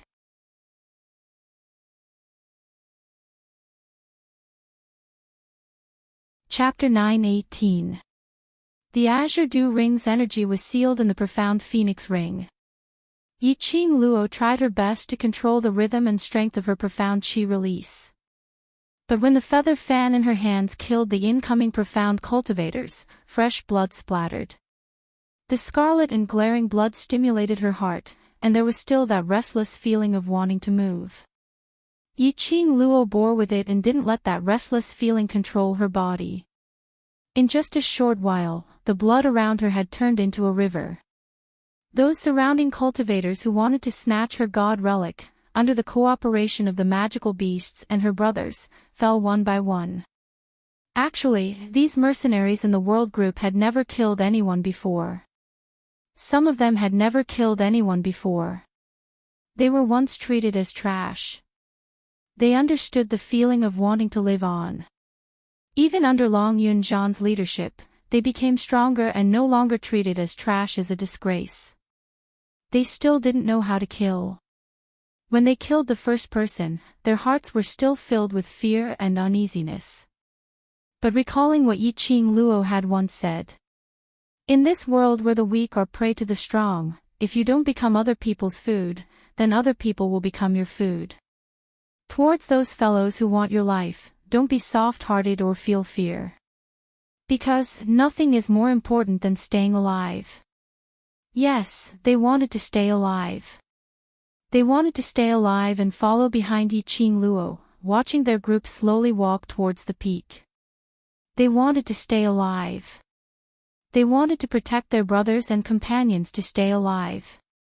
Then, only by killing those people who tried to take their lives away. There was nothing cruel about it. Because this was the law of survival in this world. At this moment, the hearts of over 1,000 profound practitioners were filled with shock.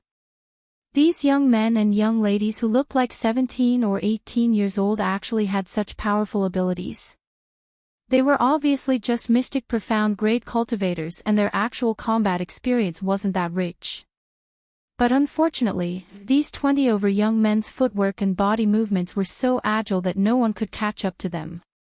Even if they managed to catch up to them, they would be blocked by the sudden appearance of the magical beasts. They couldn't hurt these youngsters at all. The most sinister thing was, when they were dealing with the magical beasts, these youngsters silently appeared behind those low-level cultivators and mercilessly slashed those cultivators' necks. By the time their companions reacted, these youngsters had already moved to another direction. From the beginning to the end, Di Zun did not make a move. He didn't even sense the aura that was helping him in the dark. No, these youths did not need any help at all. Among all the martial arts in the world, only speed was unbeatable. This is a truth. They had only used a set of footwork and movement techniques, but they were so strange that no one could see through them. No one could see through the mysteries behind them and break them. Coupled with their tacit cooperation, the magical beasts risking their lives to take all the damage for them, and the holy beast, the nine-tailed fox, would swing its 9 tails to help them from time to time. That was enough, annihilate them all. Especially that young girl who was like a bloodthirsty Azura. Everywhere she went, flesh and blood flew in all directions, and profounders fell one by one. Her speed was several times faster than the other youths. His ruthlessness was also more direct and efficient than those youths, killing with a single slash. Don't ask why the disparity in strength was so great, why they couldn't even put up a fight. He could only say, if the strength of a team worked well together, it could really rival thousands of soldiers and horses.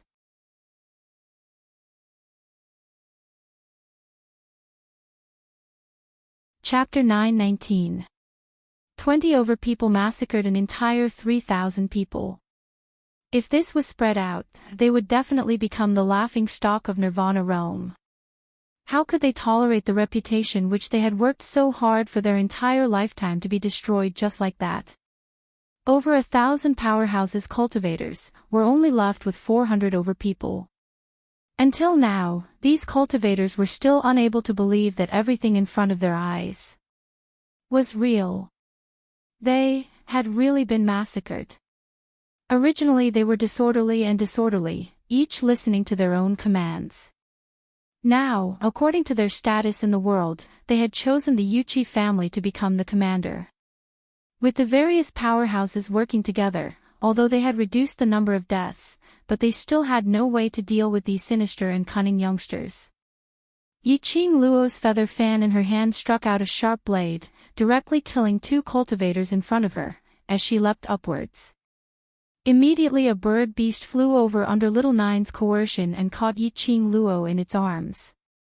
Yiqing Luo half squatted on the bird beast's back, as her gaze swept past the battle situation below, as she heaved a sigh of relief.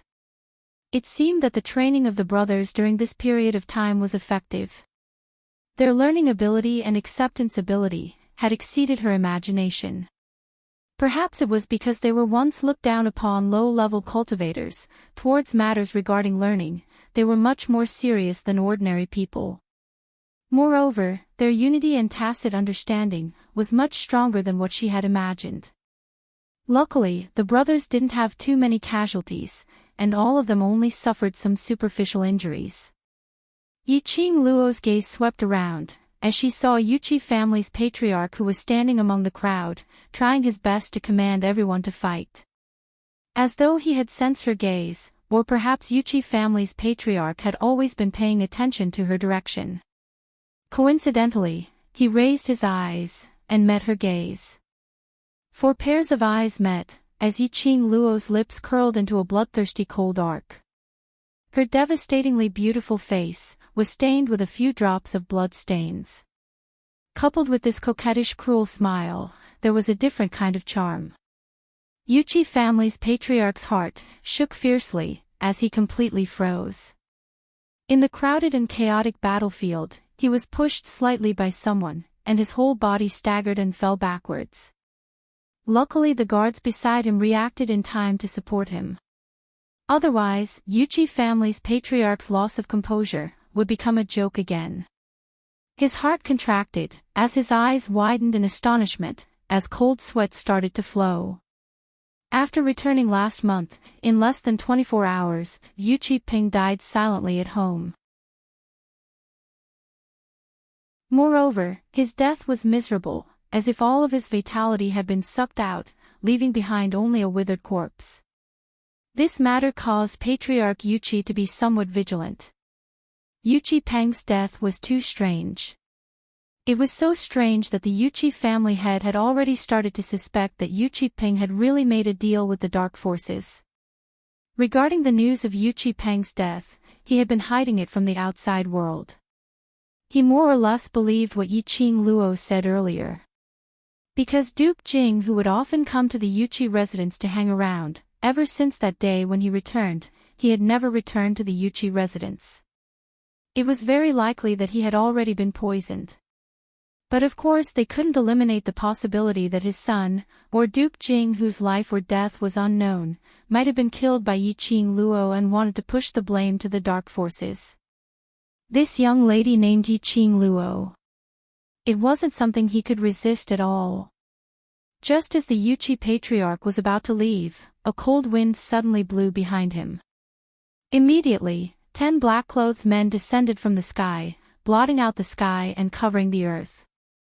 The black attire of the assassin was wrapped tightly around his head, revealing only a pair of sinister and cold eyes.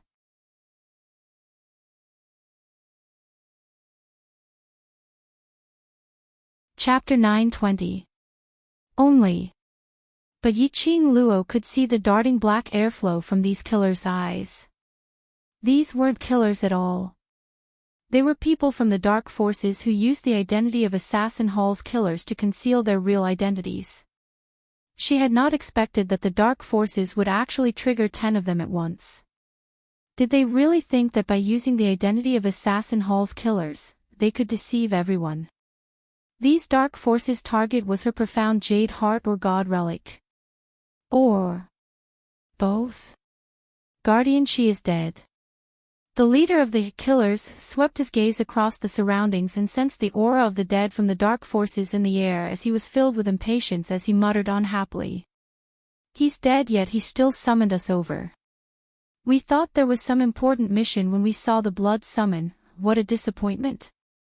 Guardian, she.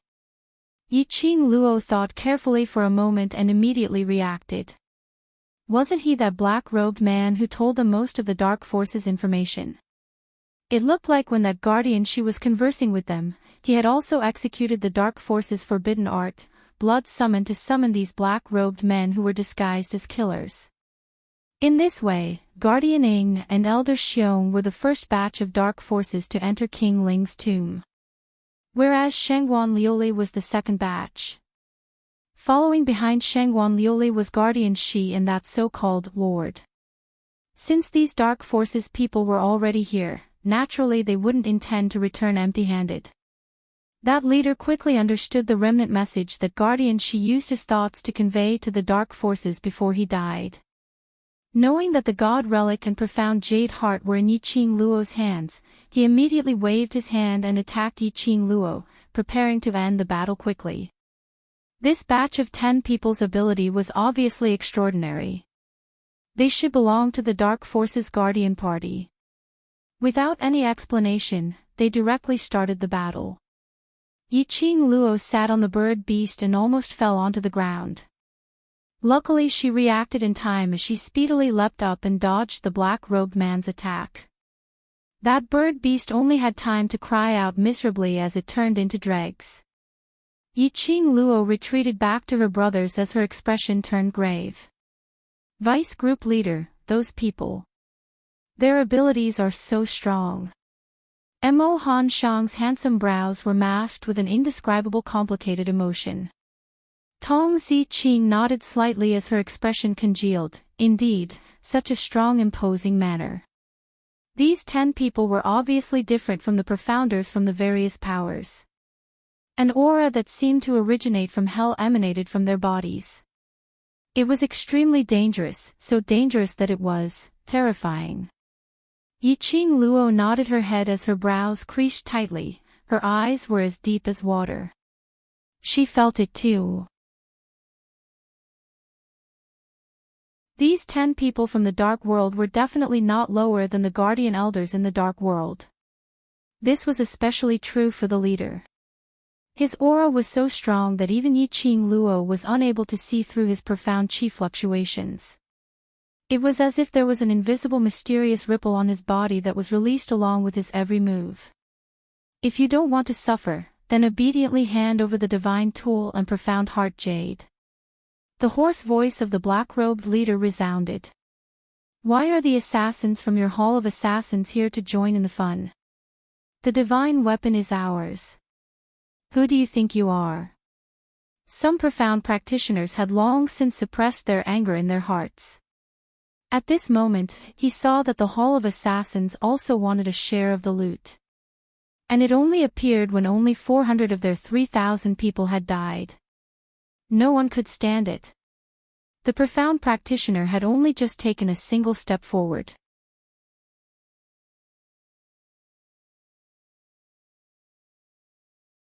Chapter 9:21. Blood and brain matter splattered, and under the sky full of blood, it was extremely disgusting. Everyone's vision followed the direction of the palm wind. The leader retracted the hand that he had used to send out the palm wind. Vicious. Too vicious.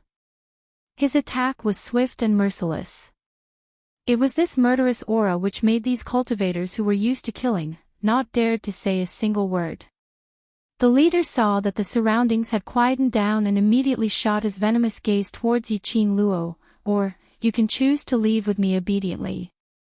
If I'm happy with your cooperation, I can consider leaving those burdens of yours an intact corpse. These words were simply arrogant to the extreme. The various powerhouses cultivators were all shocked. Since when did the killers from the Hall of Assassins have such guts? 20 over mercenaries' hearts were filled with anger as they pouted and wanted to reply. But it was stopped by Yiqing Luo's hand. Yiqing Luo's brows creased coldly as she met with that pair of sinister and eerie eyes.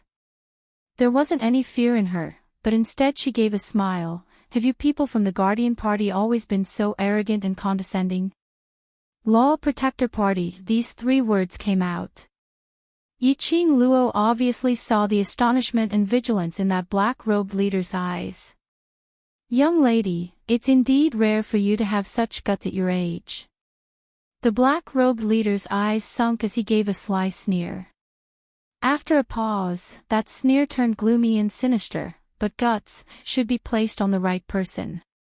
For example, me, that is seeking death. The moment his words fell, the black-robed leader had already launched his attack.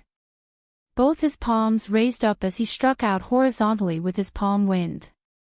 Rumble, the strong airwave raised the sky full of dust and gravel. Yiqing Luo's surroundings had sunk into a hurricane. This gush of strong energy made Yiqing Luo slightly stunned. She could even feel that when the hurricane blew, it lifted her clothes and hit her skin with a piercing pain.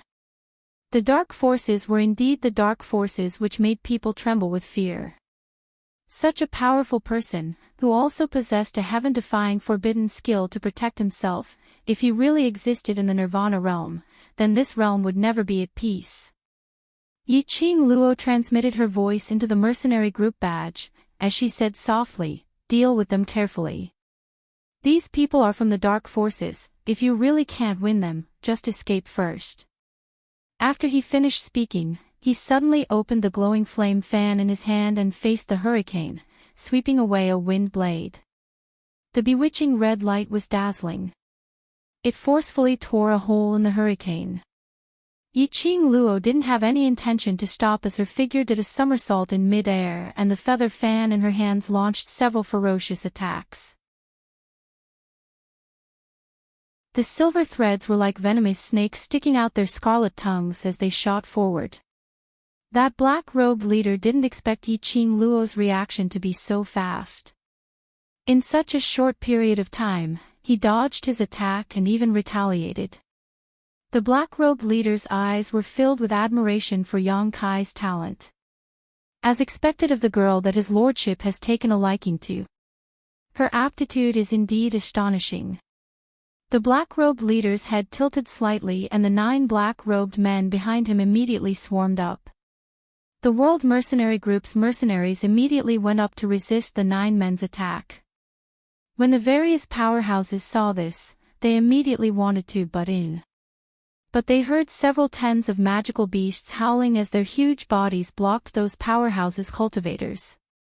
The black-robed leader's eyes rose slightly as his penetrative gaze instantly turned sharp. His palm wind flipped once again as streams of palm wind were ferocious and sharp. Yiqing Luo was separated from a distance away, but she could still clearly feel the strong airwave pouncing onto her face. She subconsciously opened her feather fan as the red profound light turned into a protective cover. Bam! You're tuning into the LoveLore Library YouTube channel. We're so grateful for your support, and don't forget to subscribe to join us on this incredible journey through captivating stories. Your generosity through donations truly makes a world of difference, as it's the primary source of revenue that allows me to expand and enhance this channel for you. Thank you from the bottom of my heart for being a part of this adventure.